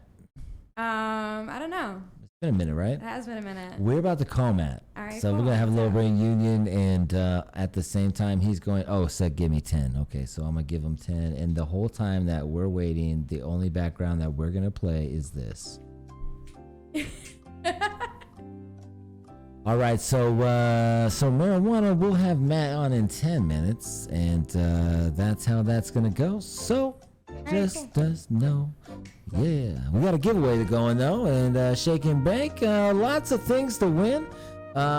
We got what have we given away so far, Jerry? We've done both Grow Science flour and chocolate. So that has been the first to go off. That was the first two things to go, and then we have that went third. Yep. Wow. So what else do we have left? So we had the Leafers trap box in there, right? Okay. We've got let's give out some lunch boxes. Even though we gave out 100 last week. Then don't. And then True Infusion. We can give out True Infusion eighths. Yep. Go and give out some of that. Yeah. I mean, we got it going on. Let's go. Marijuana. All right. So, okay. So, Jerry asked me a question earlier. She's kind of like, can we talk about anything? Okay, yeah. Here's my question. Why is it that, like, usually men are always commenting on the way that women smoke weed? Like, I never see that on other people's stuff. Like, even, I don't know, whether it be in person, online, like, there's always going to be someone who didn't inhale that, you didn't hold that in, which you don't really hold the weed smoking. I don't know if that's, like, something people still think you do. But you don't need to hold it in for, like, 30 seconds in order to get stoned. But yeah, I have that question. I mean, maybe people like in the chat or the viewers right now don't have that problem where they like comment on how people smoke weed, but It's true. I feel like that's something that I notice all the time. Actually, I did get made fun of heavy for wanting to use the Peak. People, Brochachi and Gianni. But did they tell you that you were using it wrong, or did they just like make fun of you for wanting to use it? They made fun of me for wanting to use it. Yeah, that's different. Yeah, all right. You know, like people will be like, you're not doing that right. Like I've been smoking for like 15 years. I'm like, I think I know like how to smoke weed. You know what I mean? Right. I don't know. So that happens guys, what's up? What are we out here? We shots fired on us right now. Let's go ahead and talk about it. Let's not Yeah, I'm not saying every single man thinks that, but it's usually guys who are like, oh, you didn't inhale that. I'm like, I'm pretty sure the only way I could have taken this bong rip is by inhaling that shit. They you know probably what I just mean? using that to like talk to you though. Do you think that like that's their lane? They're like, hey. I mean, that's not a good way to do it. They're like, look, I noticed that you're not inhaling on that one. Good way to do it. No, that's not the move. I don't know. And like, don't get me wrong. Like, I don't know. I will see when people will like, you know, maybe take the blunt and like just like hold it in their mouth a little bit and then like blow it out or whatever. But like, I don't know. It's especially usually when I'm like taking bong rips and I'm like, bro, like. Wow, why do you take the bong rip weird? I kind of want to see you take a bong rip now. I mean, like if you said it happens often, I feel like there might be something going on that we don't know. I'm not the only person who gets these comments though. Oh, okay. So you're saying. No. No. Okay. Yeah. Okay. This is like a It's discussion. a thing. I mean, maybe there's some girls in the chat who have also experienced this. No, you are the only female right now that is like amongst a plethora of men. And we're just all staring at you right now. Well, Just one hey, nice- what's up? No, I'm just kidding. I'm hoping that's not the case. Susie Q, help me Yeah, out. Susie, where's Susie at? All right. Oh no! I'm Oh, getting a man, dab that's ready. funny. Let me get a little bit of this drip here. That is one of my favorite ones. Yeah, that's why I picked it. Yeah. I like drip. Yeah. Okay. Oh, there we go. 420 Wolf. So 420 Wolf, have you had people critique your Yeah. steez, your style? Or sometimes, honestly, when I'm smoking a blunt and I ghost it for some reason, people are like, "Did you inhale that?" And I'm like, "Well, yeah." After I. What do you after mean I by ghost it? You like ghost the blunt. You like ghost the smoke. Like blow it out and then you Oh, inhale it back in. oh, okay. Yeah. Damn, so you're doing tricks and they question you? I don't know. Men question a lot of things women do. Yeah, I don't know. Okay. See, this is why I wanted a lady's perspective on the show. Go.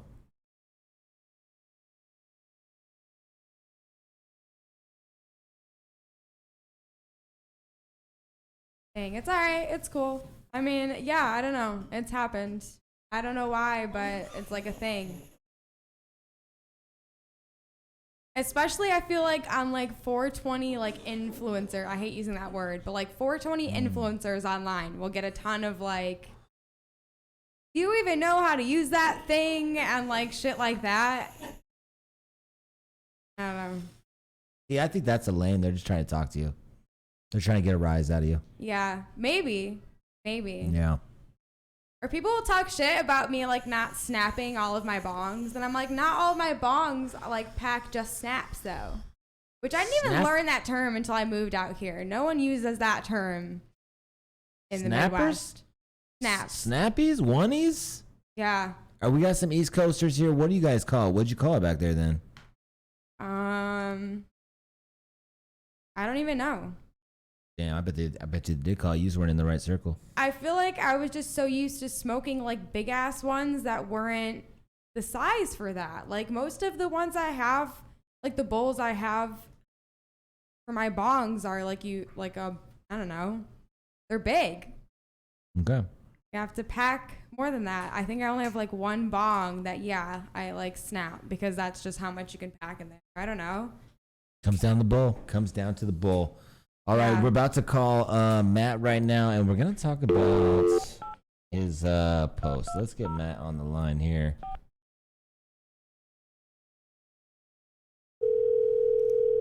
Oh, in the blunt. This is that Badu. Okay. What's going on, man? Mr. Matt from Grow Sciences. How you doing, buddy? Hello, Miss Grace. How are you? Hi, I'm good. How are you? I think the last time we talked was at the water park, right? I think so. Oh, the water park. Okay. Yeah. So Manifest.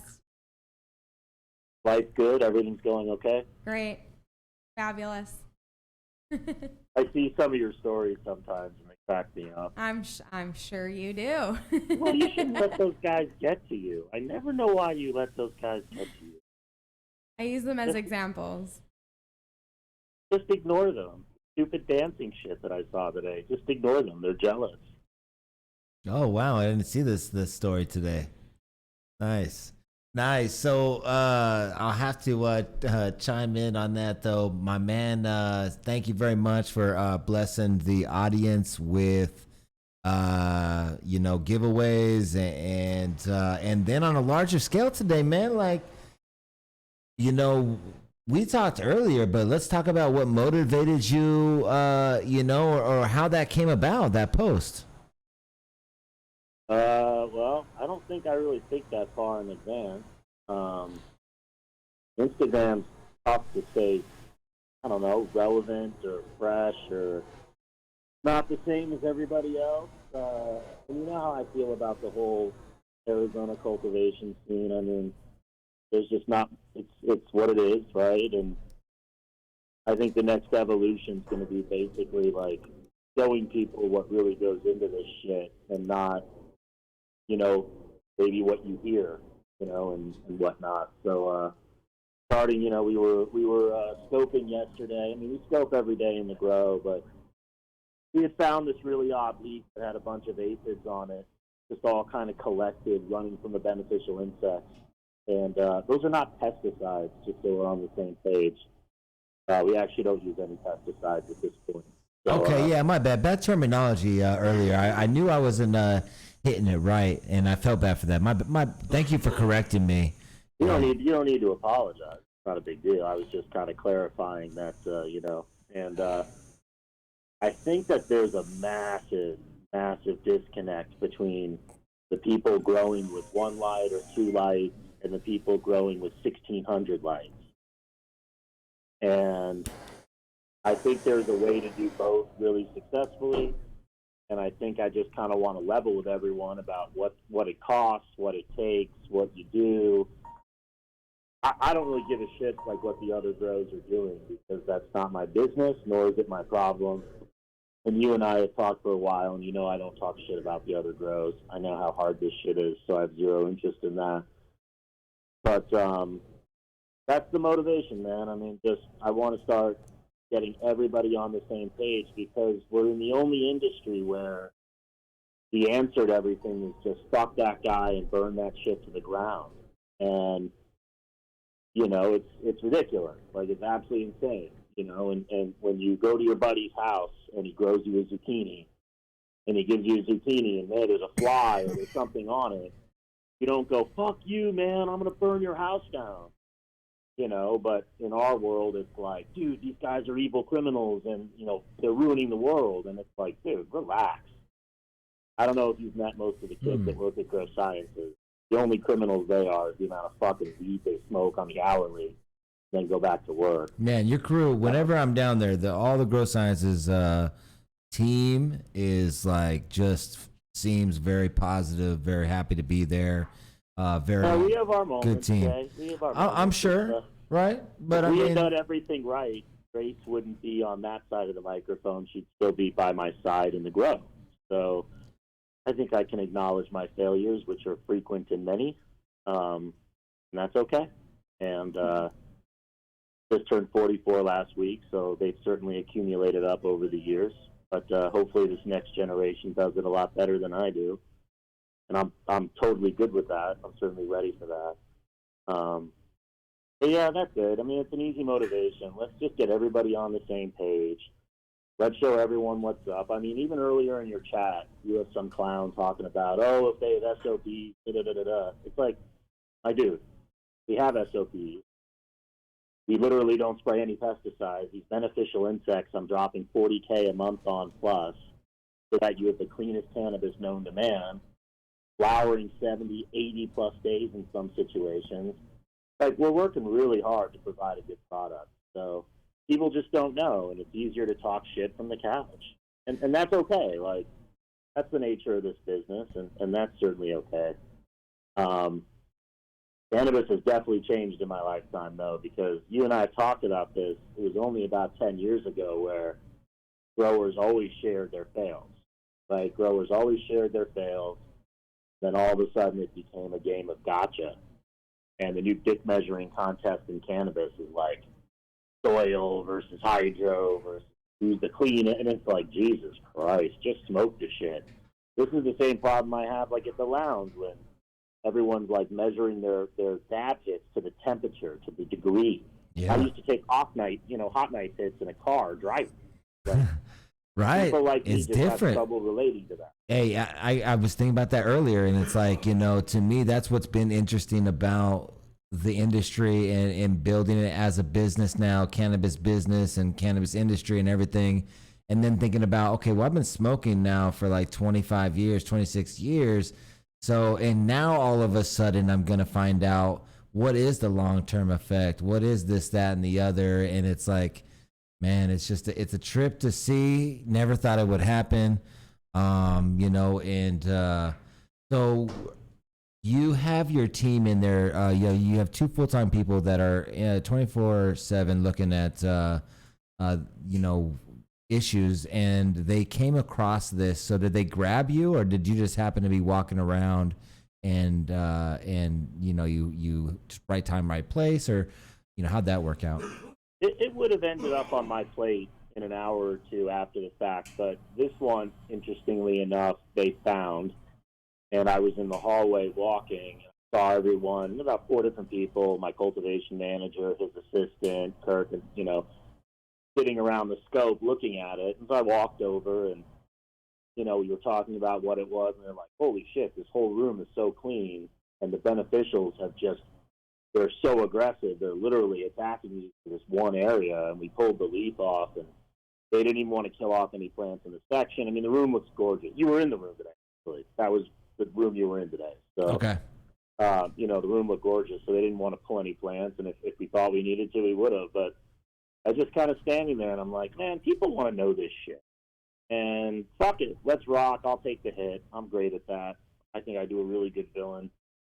And, you know, you and I have talked about this a lot, and actually Grace and I used to talk about this shit back in the day when she was with me, like, what would cannabis be like, and how would we talk to people, and if GS got really big, because, like, Grace was with me when it was small. Like, we hadn't, like, blew up yet. So Grace has an interesting story at GS. She was kind of a shitty trimmer, and we were going to fire her. What? Damn. But instead, we moved her to the grow, where she was a fucking G. Like, Hell she yeah. became a really good friend of mine. And I hated trimming. I was like, hey, I heard there's a position in the grow, so she was her, though. We all knew there was something special that you can listen, Jason, you heard me tell you this before. You can spot the special ones from like a mile away. So Yeah. we knew we had something there, and man, you should have seen our company back then, man. You think we're a bunch of fuck ups now. You should have seen us back then. It was the old West, but you know, so we used to talk about like what would we say and like what would it be about and what would GS be about. And I think as we got really huge, and especially over this last year with the expansion, and now we're doing about 2,000 pounds a month. And, you know, I kind of look at it, I'm like, maybe some of that message has been lost. I'd love to get it back. And I don't know, man. That's it. So it's like, let's get super realistic with everybody, and that's why I take you through. That was big though, man. I mean, you said, did you have like other growers in the state hit you up about you know, you posting that up and kind of bringing that to light? Because I mean, I'll be honest with you, man. I had never even, you know, considered what an amphid was until you posted that video. I was like, what the fuck is an amphid? You know? So we kind of quantified the DMs today up a few hours ago, and we had about 37 people ask for help with aphids, and 3 state licensed grows asking, you know, what we do to treat it. And I'm not going to talk about who that is because it's no one's business. Gotcha. But, you know, man, everybody's in this shit together, and let's just say something out loud. You know, cannabis has not worked out for any of us the way we thought it would. Like, and anybody who's telling you differently is just lying straight to your face. I promise. Like, damn. I'm sure that you had ideas about what cannabis was going to be like, and now you're doing the show, and you're doing the lounge, and you know how proud I am of what you're doing. You know, you're going into business, like, you know. Yeah. And, like, Grace has been, you know, very well known in the community, and she kind of had this persona, and I wonder if she would say it's turned out the way she thought it would, and I can tell you it definitely didn't turn out the way I thought it would, and I think that's probably why the community, to me, seems so bifurcated and fragmented. Is like, we all feel it slipping away. We all feel it's being taken from us. We can't quite point to who's doing it, but we just know it doesn't feel right. And I don't know. I don't know how to fix that. I wish I could. Trust me, I really wish I could. The system was broken when I got here, and I'm trying to do the best with GS.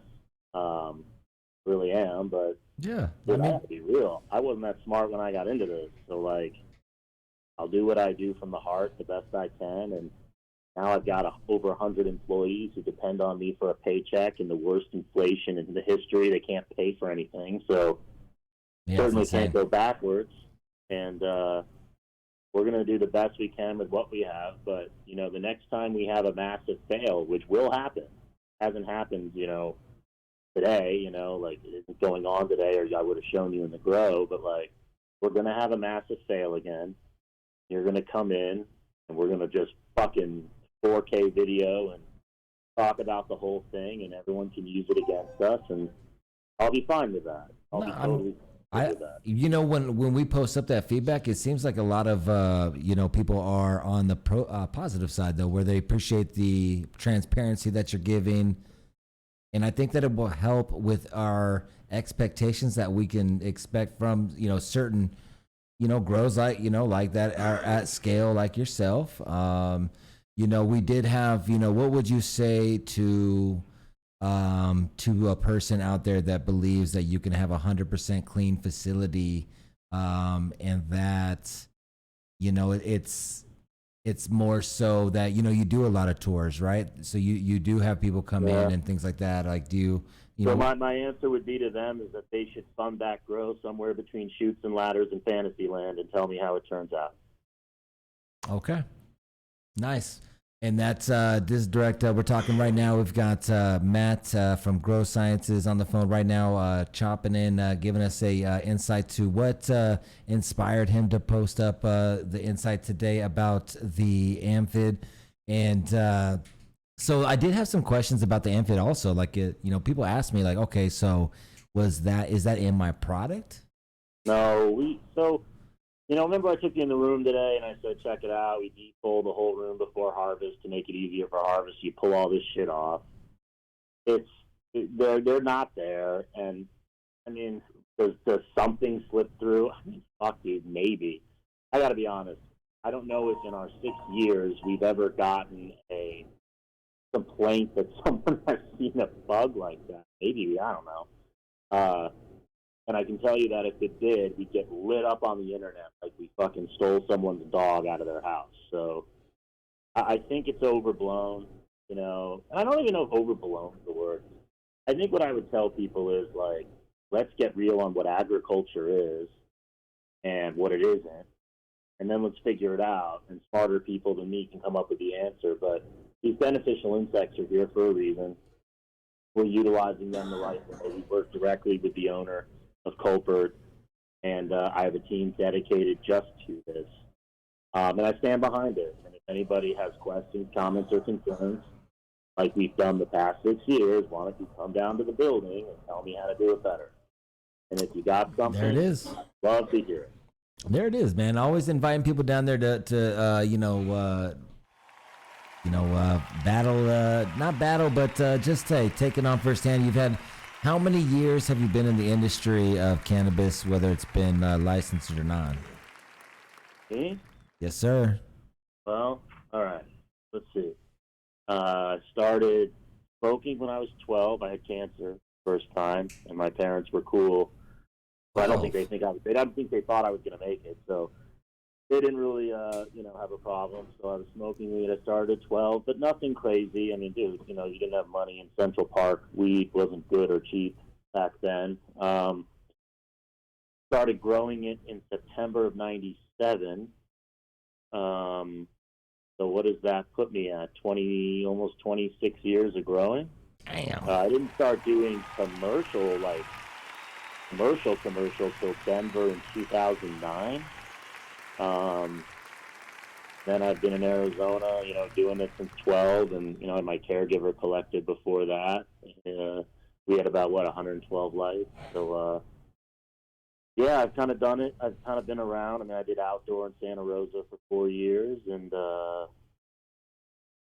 yeah, I mean, I've just been in. It's been my whole life. You know how I feel about cannabis. And, Yeah, so I feel like there's been more of a wave lately to go back to some of the previous techniques, and there's been more talk about, like, it's almost subliminal, and I don't want to mention names, but it's almost like people have mentioned that, like, yo, we all, like, switched up to a brand, and now, like, it's not the same. I'm going back to, you know, I saw someone, I mean, I should have wrote down these names so I can reference who at least posted this, but they were like, I'm looking for the soil that I can find, and I need to, I'm going back to, XYZ that got me, this product.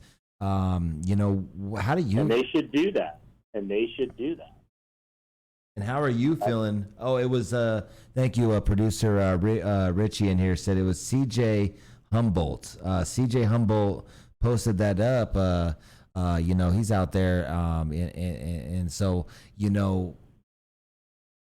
how you feeling about that? I think that's healthy. I think that there's a reason I get my buddy Josh Sameter's strawberry blonde beer that he makes at his house because it's super fire and probably can't be replicated large scale. I think there's a reason I go to the Scottsdale meat market to get my steaks because the dude fucking sources a very small amount and he's really good at what he does.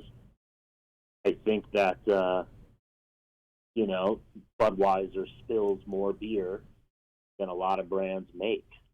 And I think that's the world we live in. And if we want to turn back globalization, I'm all for it. Fucking rock and roll. I'm good with it. Let's do everything very craft. Let's do everything very community-based. I'm in, but that's just not the world we live in today. And if everyone wants to change it, let's fucking roll. I'm in. How did the world we're in today, I think Grow Sciences holds a great place for the Arizona community because we are, at the very least, trying to do it right, and we love what we do for the most part. Gotta love the weed. I'm sure people want to kill me some days, and I'm sure I want to kill them some days, and there's reflection days where you go, how did we fuck this up? I think that's it. And I think that as we just become more and more transparent, let more and more people in, instead of them having a freak out reaction at something, it's going to become more normalized. And I guess maybe the normalization is what people are afraid of. I don't know. Legalization didn't go the way any of us wanted. So, you think that, I don't want to own a dispensary and control the customer experience to be this amazing thing. I can't do it with one. I'd have to have about 4. Well, anybody listening to this show, if you want to loan me $70 million cash, I will go buy 4 dispensaries, and I will go fix the situation in Arizona. I promise. You can help me. Okay, and I would like to pitch that I would do some sort of promotion with you guys and holler. Yeah, that's everyone's trying to get their thing in cannabis, and they want to make it theirs, and all that stuff. Yeah, Grace, what are you trying to do? What are the next steps for you, Grace? Oh. When does that come to an end? I don't know, a couple of years. You stay with the same major? I did. Oh, I'm proud of you. That's really good. You cared about that a lot. I think you're going to be really good at that. Thank you. Do you need anything? Everything good? Text me back. All right. Marijuana. Good talking to you, Grace. I miss you. All right, Jay. Well, I'm going to go back to reading. And, nice. Good job on the show, as always. And hey, I got one question for you before you get out of here, though. Okay. So what's your take on licensed companies backdooring their product? What's my take on licensed companies backdooring? Well, I have 4 different takes on this. So as a state licensed producer, it fucks us. As a former black market guy, I fucking love it. Because that's the world I came from. I mean, if we tried to do that shit, we'd get popped so fast. This is the type of stuff where I think to myself, is it really happening? I mean, Arizona tracks this shit. I don't think so. I don't think so in Arizona, right? But this is I think AZ's tough. The whole Cali thing, is this about this Glass House shit? Yeah. Okay, here's the deal with Glass House. This is a hard stop on Glass House. And I generally won't talk shit about other companies. Fuck these motherfuckers. Woo! This motherfucker turned us all in. This motherfucker prosecuted my friends personally. I had to flee California during these fucking raids with nothing but the shirt on my back. This guy made our fucking lives miserable, and there's a special place in hell for motherfuckers like that get into the industry after the fact. And if his company gets popped for this shit, as much as I hate rap, I ain't gonna shed a fucking tear. Not even a single fucking one, man. This dude, summer of fucking 05, 07, this dude made our fucking lives miserable. I got friends that took fucking 17-year, 22-year jail sentences, still fucking sitting there rotting. You know, some of these guys, like, listen, man, I know there's people in the industry who were in it. Maybe they were lawyers. Like, there's forgiveness there, and I don't blame people alive. For the motherfuckers that were in it, though, like the actual fucking cops, there'll be no fucking forgiveness ever. Ever. Not till my fucking last breath on this planet, I'll be sitting on this guy. Whew. Right there, giving it to. I mean, hey, man, I can see it if you've had that firsthand experience and people of your friends getting locked up like that, man. It's going to be hard to see him shine in the industry that locked you up, man. Got you. It was fucking personal. When they didn't find the stash, they fucking planted it. They murdered our fucking friends when they needed to. They killed our fucking dogs. Wow. These motherfuckers did the sickest shit you could fucking think of, and then they came back and did it again. And when their pockets ran dry, they manufactured crimes to take us the fuck down. Damn. Yeah, these weren't the good guys, dude. These ain't firemen. Got you. There it is. Hey, man, spoken from someone who's experienced it. That's where we want to build as a platform, so people with, we can get multiple, sides of one situation and talk to people who are in it. So thank you for giving me your take on that. Appreciate that that quick little hot take you gave us. So. Sorry for going off like that today. Hey, I mean, yeah, I appreciate you giving it that raw emotion and letting us know how you feel. And yeah, man, well, thanks, son of a bitch. Woo. I'm glad you got Grace on the show. You should have her on more.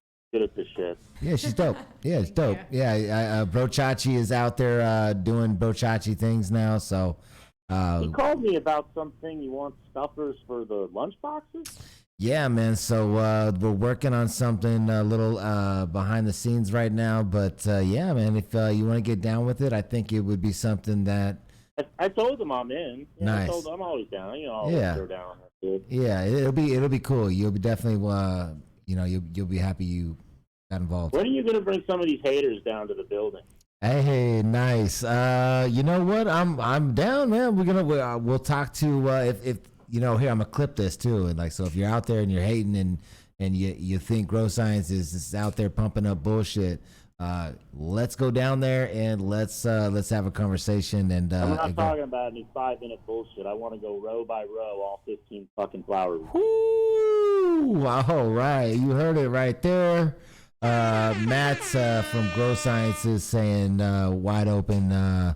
If you can't, if you couldn't talk the talk, what I believe walk the walk is what you're saying. Some, reference. I'm too old and fat. I'm not gonna walk that fast, but we'll do it. Okay, there it is, right there. Nice, appreciate it, man. Enjoy. What kind of smoking or what kind of consumption are you doing to end your day? Dude, I always come back to joints, man. The donuts. So, I'm still smoking on the donuts Jay rolled to me for 420. Damn, beautiful. They last for me forever, man. I'm a lightweight now. So, but I'll see you at the lounge on Friday, right? Yes, sir. I'll be there Friday. Looking forward to it. Great. You want to go to the lounge on Friday? Really, at 5 o'clock you're working? Oh, yeah. No, not at 5. Yeah. I'm always at the lounge. Me down there at 5. All right. There it is right there. Nice. I'll like it. there. Yeah, Grace chills, man. She's over there puffing it down. Yeah. Gracie's definitely grown up, man. My prodigal daughter. So, anyways, I'll see you Friday at 5, Grace. Jason, have a good one, man. I'll Nice. catch up with you guys. All right, guys. All right, Matt. Nice right there. Wow, though. I mean, one, Top picked up on the fucking how he feeling about the damn company they were talking about with a fucking the glass house thing. Damn. Yeah. I'm not shocked that that's his response, though. I mean, I didn't know it went to that level though. Obviously, like if it goes to the point where like yeah, not you've got the dogs, man. right. Don't fuck with the Not animals. dogs. Damn. So Jerry, appreciate you while we've been doing these the show and whatnot. He's been doing all these giveaways and holding people down. So thank you very much for that. So yeah, man. Marijuana. I think I'm about to take another dab. Oh, we gotta pick a winner. Let's do this. Let me do the drum roll. We got. Okay, 420 Savage Wolf. There it is. We gotta do a race. The next two, we'll do a race. All right. Okay, so what do we think about the Badu? We've been smoking the Badu. What do you guys think? I'm gonna be honest. I didn't think it was anything that was blow my mind out of the water. To be honest, I mean, it was good. Okay, so the next one though. Let's check out the next one.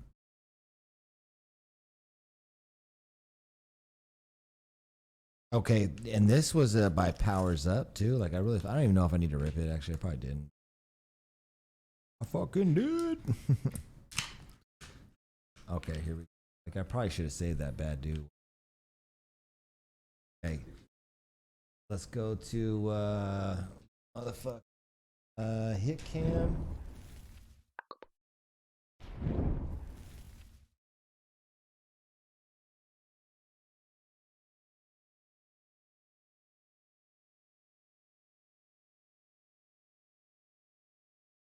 Come on, let's get some focus over here. Let's get some focus. Okay. All right. Well, it's real nice. There we go.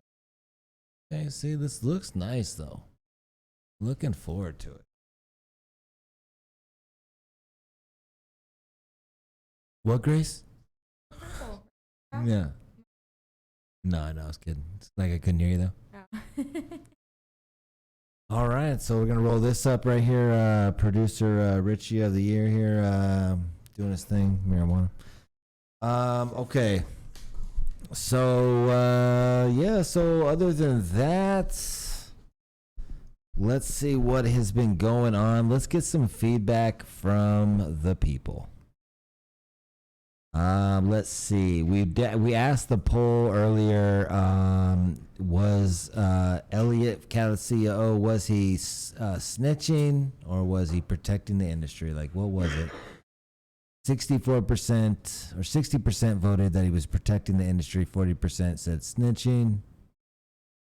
Then we asked, did you care? Do you give a fuck? Basically about this whole thing. 53% voted yes. So half of you guys gave a fuck. When I was looking at who cared and who didn't, it really was a line where it was like you either worked in the industry or you didn't. And a lot of people who did were like kind of like, yeah, motherfucker, this is some shit. Dry, I don't know how dry it was. T in the comments says that Elliot was dry snitching 1000%. Dry would have been like not naming the person that you want the police to go bust. He like literally said the name of the company, looked in the camera, dead eye, and said, "Glass house, if you want to bust someone, it's wide the fuck open." Like that was quote. Maybe I fucked up in some wording there, but damn near close. Okay. And then we asked for people's opinions on it, and let's hear what people had to say. Lucky Genetics out there said, fuck Glass House. Okay. Dominical said ex-cops shouldn't get special deals if he has any government retirement or pension. If guilty, should lose it. Fresh Veggie says, yeah, slide some bags this way. A lot of licenses holders do this in AZ and California. Quick untaxed money. I don't think it's happening in AZ though, but I don't know. Like, right? I mean, maybe. I mean, probably, right? I don't know. It's probably happening. I don't know. Fucking, I'm interested. If you're doing that out there, let me know. I won't say names. Concentrated Farm said, fuck them. Murray, who we've got on next week. And Murray, I think next week is going to pop the fuck off, I feel like. Murray has always been the type of person. Are you familiar with marijuana? I don't think so. Okay, marijuana is our guest going to be on Saturday. I don't know if you're All right. and he is someone that's been in the industry and fought the man. Like when I say fought the man, this man fought the Border Patrol. It was all bad. But marijuana says, don't hate the hustle, beat them at it, or do like they did the competition in the old days. Oh, shit. I don't know what that means. I'll have to ask him later. He's saying also because he's snitching because he can't compete. Ryda said, so fucking what? That's how this started. If you can't survive, drowned. Damn. He said, motherfucking just jump off a cliff, fool. All right, Del Flower Man said he's a piece of shit. Who is, though, Del Flower? The Flower Man. Who is? All right, Drinks in the Fridge said, no shit, welcome to the industry. Okay, didn't know that. What the fuck was that? The Urban Connoisseur said if the government wasn't making it so hard, this wouldn't happen. And I can agree to that. We can agree to that. D. Cone says part of the game, still dealing and making the monies. And I agree with that. You know, it's like this has always been, for the majority of its history, cannabis has been a fucking illegal trade. Lock them up. It's just like big alcohol. Pay the feds so they get little guys and not them. Greasing the pockets, right? Wow. That's going down. Down to the sauce. Backdooring ain't new. Props to bro. He's a real hustler. Getting it right there. Make backdooring packs great again. Happens more than people think, says Medicated Wookie. What up, Wooks? How you doing out there? Anonymous says, no hating on my exact business. Needs to shut the fuck up. Okay, that sounds personal. They are the biggest gang around. Not surprised, says Mojave. And then Ark says, same here, man. They do the same here. I mean, if multiple people are saying it's going down, then it's probably going down. You know? Probably going down. I don't know. Let's see if we had any more community situations going down. I don't think we did. Nope. Okay. Here we are. Marijuana. Shout out to the sponsors for putting this together, though, helping us, operate and, fuck around on the internet. We're going to do a giveaway right now. You can see it on the screen. Hit race to get in the chat. Is it working, though? I don't think it's working. Oh, there it is. Yeah, it's working. All right, cool, nice. Shout out to them. We've got our guys Lunchbox AZ. By now, we got to make sure that you get a lunchbox. If you don't, we are going to make sure you get one this season. Shout out to the Leafers out there, which I think we still got a Leafers box. Just got taken. Nice. Okay. So, should have swooped in a little sooner. Shout out to Harvest Truly being out there. Shout out to Never Little Glass Gallery, High Maintenance Smoke Shop, High Lounge, and then you got True Infusion and Good Grease Clothing. Can't forget you. Had a killer meal throughout some medicated marijuana dinners. If you're into that kind of thing, they do that once a month. Cherry, have you had the opportunity to dive into the cuisine of medical, or not medical, but marijuana dinners or any kind of food? I feel like when I was like Canada, than that, not really. No. Have you been interested at all at any is it because I imagine it's been so limited of the options that we have? Hey, thank you, Lucky. It's so limited on what you had. It's gummies. It's like fucking, I mean, when I was in California, I had like nachos with cheese on them. Okay, that sounds pretty good. You didn't like that either. Nacho was dope. Do you know your milligram dosage? Do you know what you? So I really don't like edibles much, to be honest, because I feel like the amount I have to eat is a lot, so it feels like almost a waste. Really? Why? Whoa. Okay, slow down there. How many edibles? How many milligrams are we talking over here? Let's hear it. I mean, like I've eaten like 300 milligrams and it felt like nothing. Nothing. No. Okay, that's a lot. I take 200 and I feel great. 300, I've been known to like basically I'm pretty much locked out. So I'd say like close to 500, and then I'm like, holy like, shit, what's the point? huh? Like, Okay. I don't know. How many times have you tried this experiment?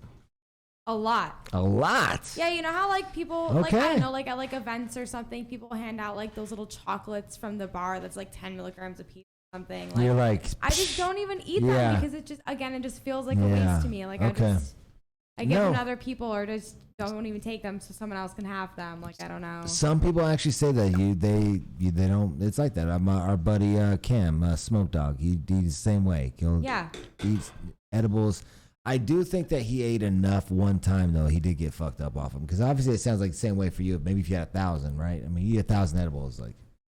Yeah, I mean after a while, I mean otherwise I'm just kind of eating them and they're just like candy to me, you know. What's up, Jerry? I gotta eat. Just to feel something? Yeah. Yeah. My metabolism is so fast that it just doesn't even process it. So I have to literally stuff it full of just edibles. I'll take 200 and be feeling fucking coasted. All right, how did we're breaking up, rolling up the pussy power? Really? That's the name of this. I had to read it slow because I wasn't sure. Pussy power. Okay. Got it in. Got it packaged up and sealed now. Let's go. Okay, so this is the race. Nice. Oh my god, how fun. Shout out to Origin 51 too for being in the building. Hell yeah, let's go. Okay, there we go. Lucky taking the lead right now. Good job, Lucky. Okay, looking nice. Did he just do a wheelie? Interesting. Oh, look at this track. Very interesting. Cameraman is out here. Oh, look at this best ever. Must have hit the power. Hitting the corners very nicely. Very nicely. Look at that pack right there. Oh, man. We're going to let that just happen here a little bit because that is a lot going on. That is a fucking track and a half. Oh man, the best ever is like living up to the name. Why? He's in second. I mean, second. Oh no, he's not. He is in first. You know what? Yeah, he is. Yeah. Rock is just in incredibly last place, and he looked like he was in the. So, yeah, look at best ever. Just out there cruising, driving. Ride guy's very close, but not close enough. Oh wow. Oh, that was a whole situation. Why is everyone falling off this bitch? Oh, there we go. Look at this 420 Salvage or Wolf Savage. Oh. Wow. All right. We got like a whole wreck going on over here. Okay. So now we've got 420 Wolf Savage in the lead with Rock very close behind. Very close behind. Okay.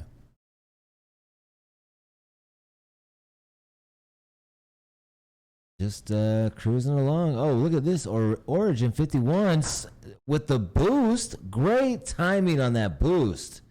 Okay, I think the next boost will be right now. If you have the boost. Oh, I'm in this. I'm about to boost.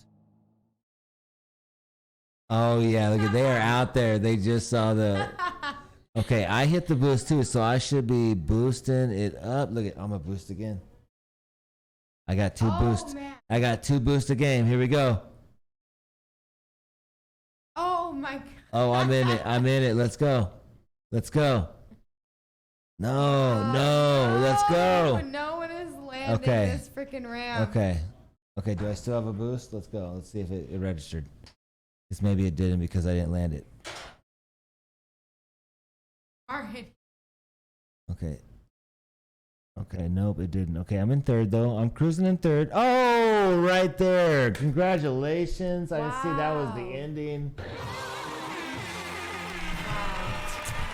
Congrats. That is 2 victories in one night. Great job. Great job. I like it. We still got one more giveaway to give away at 7 o'clock before we get out of here. We're going to smoke this reefer stick that our producer Richie is rolling up, producer of the year. All right. So what are you thinking, Cherry? What are you feeling? That you're vibing out here on the show. Ready to come kick it again. Yeah. Nice. Yeah. All right. Why? How is it rigged? Nice. How is it rigged? Oh, she wants some flour. We got some store loot. Chat, what's up? It's all right, guys. Which one? The True Infusion? There it is. Nice. Getting some True Infusion flour, man. Shout out to all the sponsors showing us love and doing giveaways and fuck yeah. All right. Well, I'm gonna take a dab. I think that's about that time for me. And I did. I'll try a different one though. I already tried that one.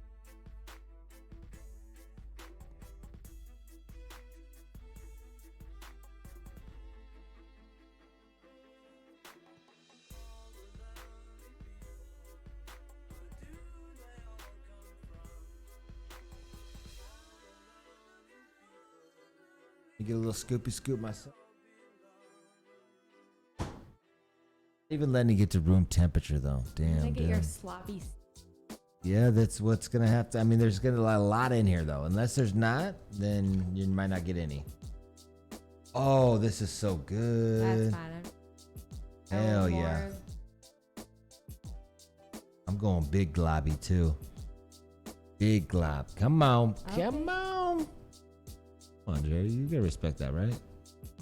If Gianni or Luis here, I like honestly, they're not even gonna believe that that's what I did. That's why I had to show the camera.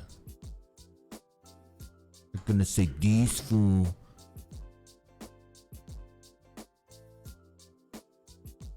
Let's get this going here. Marijuana. So, what'd you guys think of the interviews that we had today? What do you think about the show? Baby dab, get out of here. I think there we go. T, thank you. I take the biggest dabs in AZ, bro. Thank you. No, take. You can't take it back. We're clipping that. We're clipping that. And I'm gonna clip it at the right time where it goes across the screen. And that's all you see. Better believe. Yep. I'm about to put some rosin in my bucket.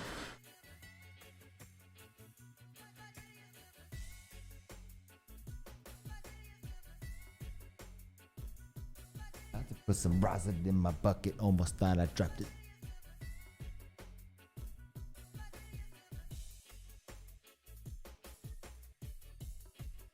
Pull out. There you go. Give some loves to the Chiefers. Wow. Shout out to the Chiefers, Arizona, Tucson repping. All over the state, though. They go everywhere. Shout out to those guys. All right, here we go. Me, Jiggy, Alex, 3 strains in your bucket?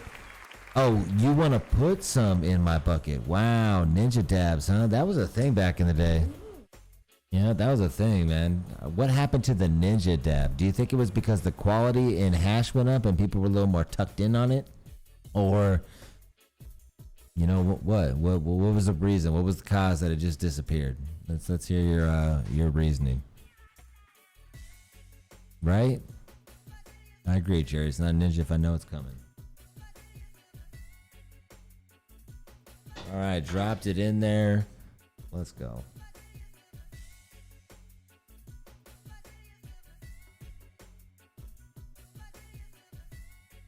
You think that's what it is too, huh? Like when we all stopped smoking like BHO and like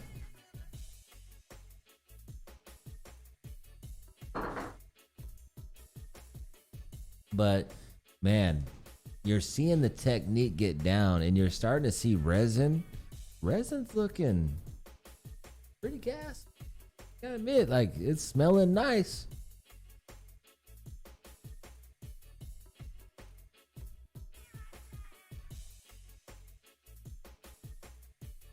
Ooh. Yeah, Shatter Days.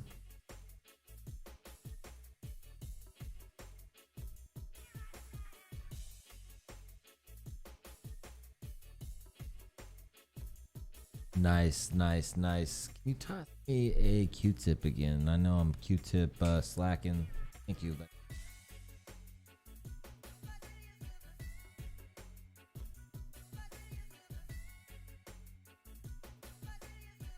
I'm excited about this blunt we're about to roll. Smoke on.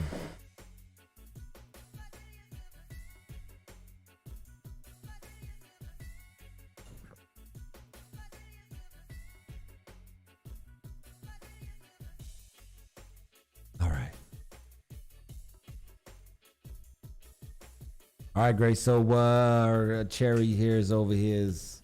I don't even know anymore. I know. I don't even know. I It's know. okay. And I It's realized fine. what I think I didn't I had even a feeling consider. that was gonna happen. You did. Yeah. Yeah, and I didn't understand that until. It's okay. Yeah. Now I do. It is what it is. So we'll go with something different. I don't even know. Really? I mean, what now? Which one? Damn. I feel like everyone in Arizona campus industry already knows. Yeah, I feel like. I mean, I feel like. Yeah, I understand the reason behind it without having to discuss it. But so yeah, so I think that the going Grace would just be the obvious. Yeah, yeah. Here you are. Hello. Hello. Yeah. The unveiling. No, that's awesome. So cool though. No, that makes it easier. Anyways, so that's gangster. Best giveaway I ever won has to be Smirk's Baccio flour and Gypsy soap rosin. Okay. Nice. How'd you win that? Was that back in the day? Did we do that? Did we do that? Sound like a stash and dash that he did or something like that. Okay, the blunt is lit. I recently had a half ounce of Scotch Bacci. Oh, how was it? It's alright. I liked it. Is there a let's get to know Grace here. Okay. So is there Questions. like a certain you have a preference of flour or dabs? We'll start there. I'd say I prefer flour. for Flour, sure. okay. And then do you have a preference of like the more because I feel like saying like sativa indicas is old school, but like you like the more that like knock you down or the more that like kind of get you like I usually just say that I like anything that gets me. That's like yeah. what kind of weeds I like. Okay. I don't really have like a favorite So when gassy stuff. So when you smoke, that's funny, T. So when you smoke though, like you always get stoned, or are there some times that you smoke and like you don't even feel like anything? I feel like nowadays it's hard for me to feel that stuff. Okay. Yeah. Interesting. Marijuana, it'll be interesting to have you pop through here on the show more frequently. We have a lot of cannabis people coming through, and we'll see if any of them get you higher than the others. Yeah, that's Hey, fair. there it is. So shake and bake here. What's up, chat? How you doing? Marijuana, the giveaways. I'm probably gonna hit this blunt we got here. Jerry's over here hitting his Bear Mountain Studios. Oh, he did hit the Bear Mountain. Oh no? Damn, he said fuck that shit.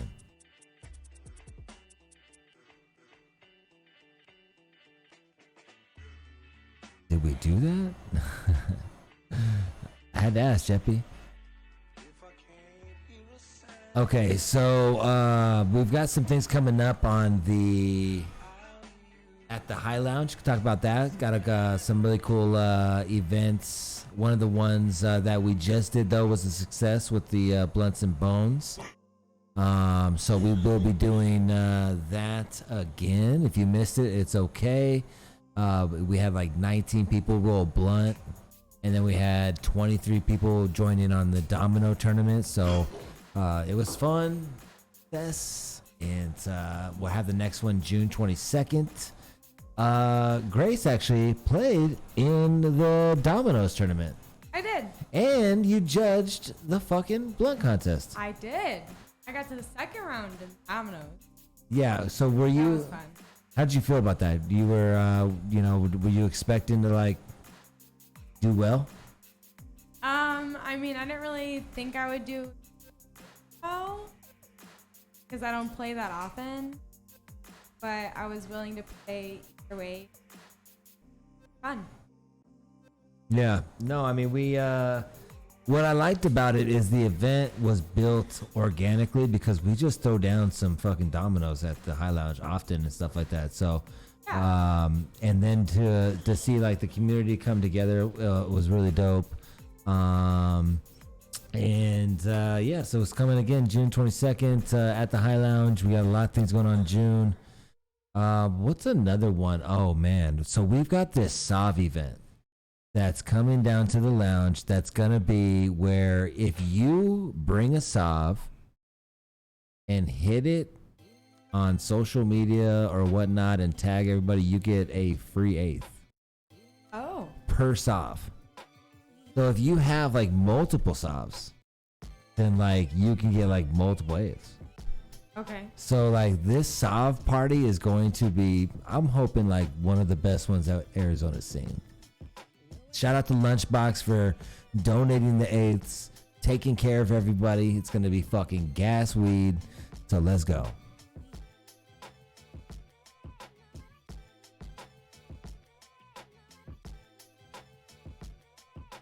You know, Rock, on this event, it might be like a SOV entry only. We have people that are talking about, because like we've been talking about it a little bit while we're making the promo and things like that. And we've got people booking flights from Florida for this thing. The date is going to be, it's coming up. So, but we should have tickets. If not, that's where we're going to figure out how we're going to do that. I mean, cause yeah, it's looking tight. So that's another one coming up. We got bingo coming up on the 1st. We got a ladies night coming up on the 4th. We've got lots of vendors coming on all the Fridays and Saturdays. So come check that out. Let's see. Anything else going on in the news in the chat you want to talk about? Or Grace, do you have anything? What is this ladies' night entail? That's honestly, Tell me about it. I don't even think that I should be throwing a ladies' night. Why? Because I just feel like it's like not really my space to do it. Like if a lady, like for example, the Pink Kush Network, I think is their name. Yeah. And like they are like a ladies business, and they host shows and things like that. And if they ever want to use my lounge for something like that, all for it. But I feel like for me to throw it, I feel some type of way. Like, so like, how do you feel about that? Don't you think I'm just kind of like, you know, like, I don't know, like it. I don't think it's a bad idea. I was just curious. Plans were. No, I don't know. I mean, I reached out. We asked a bunch of people. We asked for ladies' opinions on what we should do. Got a bunch of great opinions. We got like, you know, like a lot of ladies want to do the mocktails. Mocktails, you want to, you want to do the mimosas. Cool. Yeah. And then another one that I was fucking really liking actually was high tea. Okay. I love tea. Right? Yeah. Okay, so we do this whole drink thing, and then like painting kept coming up, right? Yeah. So have some painting going on. Totally. And then karaoke kept coming up. Okay. So maybe throwing some karaoke. I mean, that's kind of the oddball out a little bit, but it's like, all right, if somebody wants to get out there and belt out some fucking Celine Dion or something, I'll have an example. Or if they want to get out there and do like fucking, I don't know.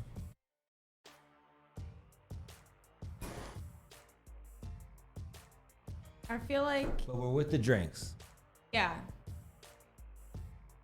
We're with the painting. Like that's a lot. The painting? No. I mean, I feel like you can do like cocktails and paint. Yeah, right. Not high tea though. Not drinks. Not all the drinks. I mean, you could probably do all the drinks. Oh, an edible like fucking array, like some options of I feel edibles. like painting and karaoke are like two different. unless you have to paint the karaoke, right? Like it's like speed painting. Like we come up with some shit here. For some reason, my first thought like was not like paint of the karaoke. It was like physically painting. Okay, that's a whole twist too. That's a whole twist. Okay, but what about taking a $900 or 900 degree hot dab, boom, and then you unveil the karaoke, boom, they sing while you got 3 minutes to paint. It could be different. Big brushes too. Like everyone's gonna be a stick figure. All right, now dumb idea. Does that mean that the karaoke would have to like stand in one position while they're doing? You can't like. I mean, I guess you can try and paint someone in motion.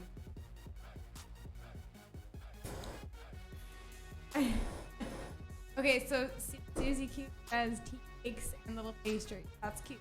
Good idea. Yeah, tea cakes. Yeah, little finger, little finger foods. Little scrumpets. Fuck yeah. And get a lot of cookies. Finger sandwiches. Yeah. All fingers with the little. Okay, I'm down.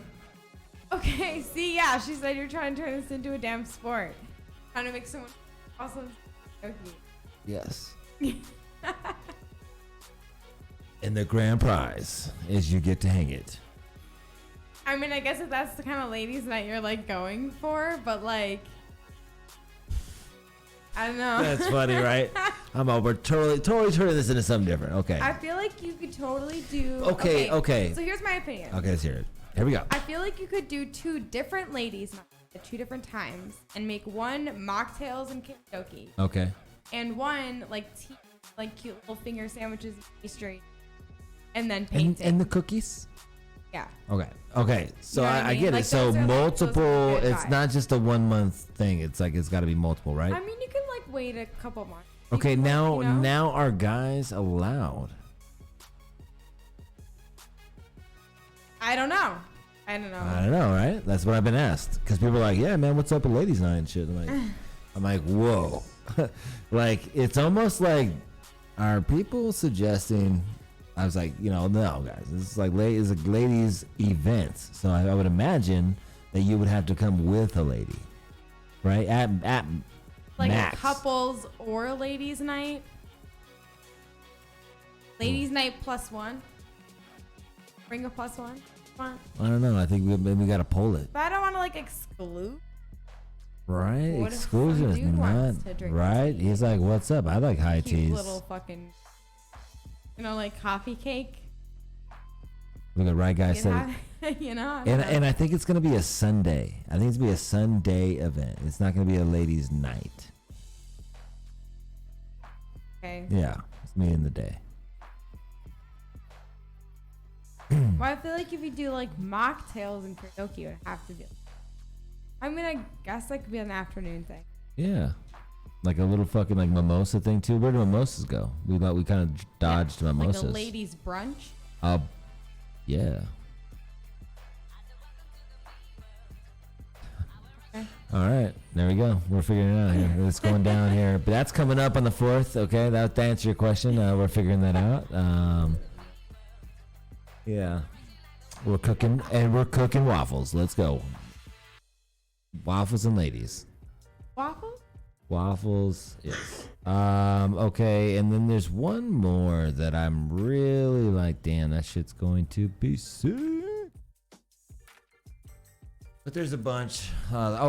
Smoker Poker. I'm a big fan of the Smoker Poker, bringing that back. Nice. We used to do that here at the West 6 very often, but now we're bringing it down to the High Lounge. Smoker Poker, what is no limit hold'em. We will do a $10 winner take all situation, and so come ready and let's deal these cards out. Okay, let's go, people. All right, got 15 minutes we got here. I'll probably take one more dab before I get the drips back. With that, we got one more giveaway. We'll probably just do the. What are we doing? Are we going to do the race again? Jerry is yeah. Or what about the marbles? I feel like we should switch it up, huh? It's all you motherfucker. I had the goddamn thing set up. I'm over here. I'm over here busting my ass. What'd you guys think about the blunts? Again, what's up with the blunt? What's up with the blunt? That was gonna be pussy power that we're smoking. Power of the pussy. And I'm talking about the weed. Don't get crazy. Don't cut me down. Ooh, that's like pussy power. Like that shit gonna put you to sleep. Oh, yeah, that is kind of the sleep Z situation. Or no, that is the powers up situation. That's just what. But either way, that could be his thing, though. Either way, like that could be his thing. Like if you look at powers up, so it's like all he does is grow the sleepers. He's a sleeper keeper. Okay. And like, do we have options? Maybe do like a Grand Prix. Like you gotta like go in 3 races, dude. Dude, I do. I'm fucking living wild today. We got 14 minutes. Let's let these motherfuckers duke it out. Oh, look at this wax. I love it. I'm smoking it. I'm loving it. It's gonna be so good. Hello, G. Hello, me. Shout out to TrueMed and Drips Oil coming through the High Lounge this past weekend. Again, taking care of us. I always hear the really good things about their visits. Everyone's always like, oh man, they're like fucking always like giving the most and stuff like that. And I had like jars of like rosin out there, people just dabbing people up. They had like people passing out fucking joints of weed, and they fucking bought pizzas and shit. Like, come on, man, you're buying pizzas. Like that's a winner shit right there. Shout out to you guys, man. Thank you. And we're getting ready right now. We're setting up a Grand Prix situation, which means like the marble shit's going down. You're gonna want to get in this situation. Get your marble in the fucking game. Okay? Okay. Exclamation play. Follow my lead. Let's go. In it? Boom, I'm in it. Okay, so the situation is on this, there's 3 races. You have to get into all 3 if you want the grand prize.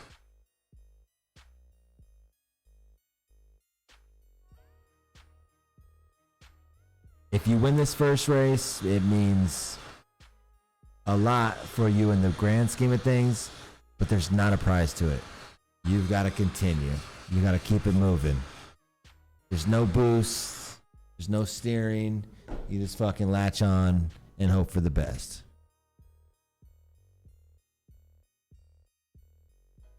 Grab a hold of something and ride that motherfucking wave. Let's go. Gentlemen, start your engine. All right, I don't know how many marbles we got in here, but 1 minute before we click. How does it give you a countdown? Oh no, 9 seconds. Let's run. Here we go. It's go time. At least we can see this one this time. Like last time, we couldn't see shit. Oh, look at who's in the lead. Son of a gun. Broadcaster. He's even telling me, like, yeah, what's going on? Okay. If this is what it is, I guess I won. Oh, I don't know how I'm slowing down. That's whack.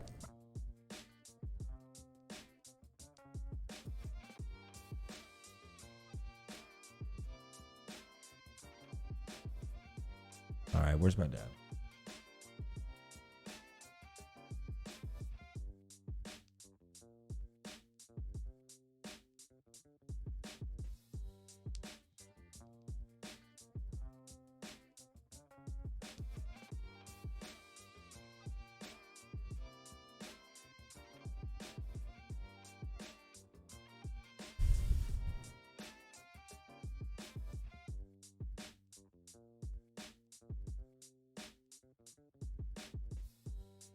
Stoney's pulling through. Stoney says no problem, but looking high in Arizona, making moves straight to the fucking.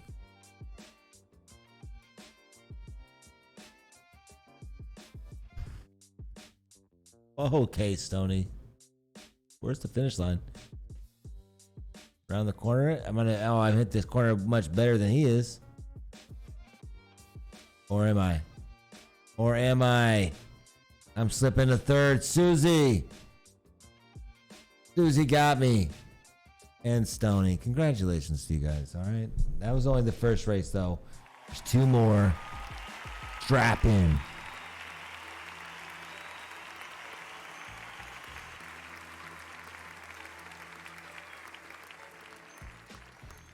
Yo, that was crazy with homie Elliot, huh?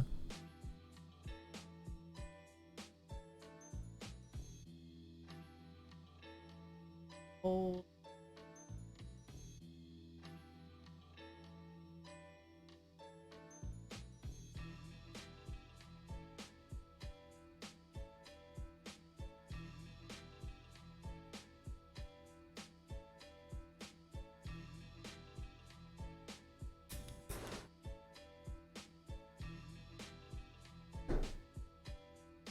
Okay, so now what's going on? Now what do we do? Wade? Okay, how many people do we got? Does it say? 13, what did we have last time? What the fuck, Cherry? Alright, let's start it though. I feel like, 14's in it? Yeah, they gotta be in it to win it, Jerry. Let's run it, 10 seconds. Here we go. Susie's in it? Is Susie's in it? Yeah, Susie's in it. Oh shit, I'm not in it. Pow, pow, pow, pow, pow, pow. Boom. It hated on me, dude. It hated on me. I'm like talking shit to myself when I said, play what? No, I wanted to play the game.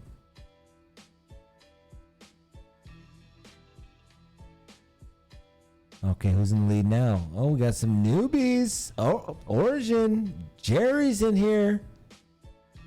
Look at Susie's still in there. Kind of little toilet bowl situation got me so a little sick here, yeah.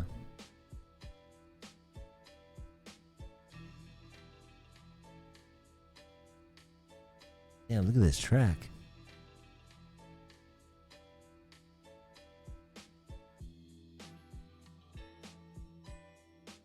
What's that green track over there? It's kind of some random shit. They're just like, hey, I'm gonna show you this one too. This could have been you. Could have been us. Oh, a T in the road. A T. Who's in the lead? We don't know anymore. Cause why? Someone took a T in the road. A T in the road. Looks like it's the same ass thing though. So either way you go, it's the same old thing. T in the road. T in the Okay, a bunch of T's though. This is really what we're doing here.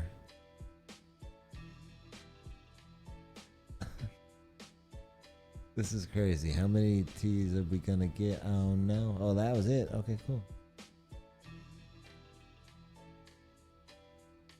It sucks too because you could like fall off and like just that's it.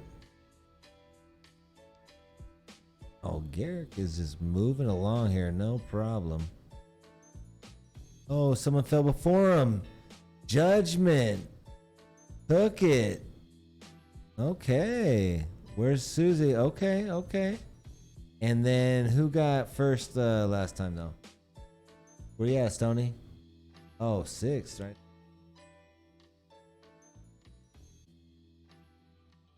Okay, here we go. Last one. All the marbles are in this one. And I can get first and win. If I get first, I think I can still get a chance to win. So I'm getting in this fucking next one. Yeah, I think it just matters on points. Let's see what they say right now. The final results. Okay, where am I at? That was that one. Damn, I guess that's it, huh? Bullshit. All right, get me back in there, coach. Go to the next one.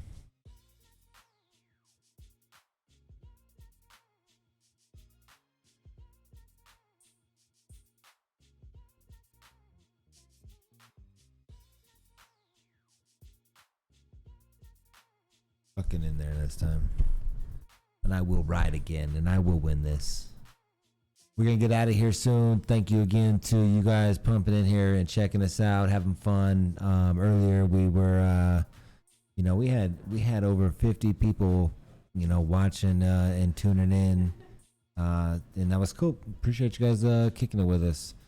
And then a shout out to our guest, Elliot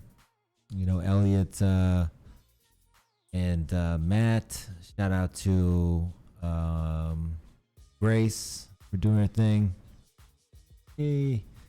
Shout out to the team, Gary, Patchy over here, Aiden out there doing his thing. And let's get this race on. 8 seconds, and I'm in it. Okay. All right.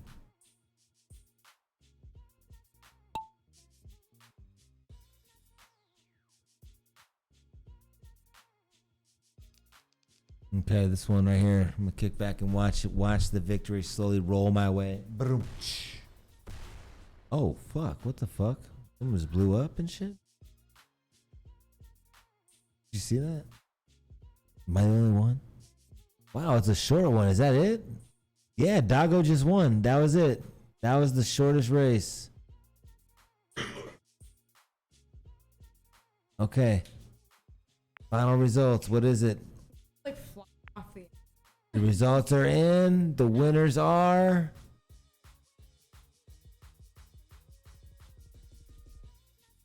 Wow, that's some suspense. Okay, Susie got third.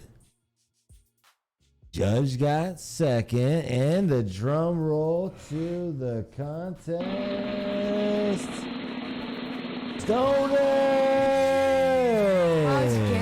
Okay. Is that multiple times tonight that we won? Well, we won. No, we got third overall though. Yeah.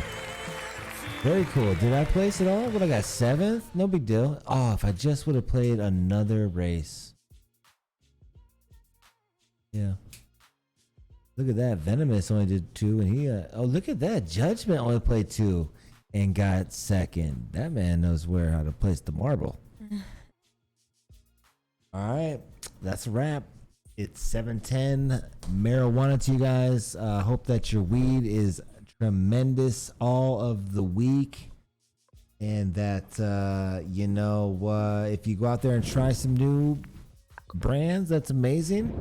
Let's raid someone right now though. I want to raid the highest host.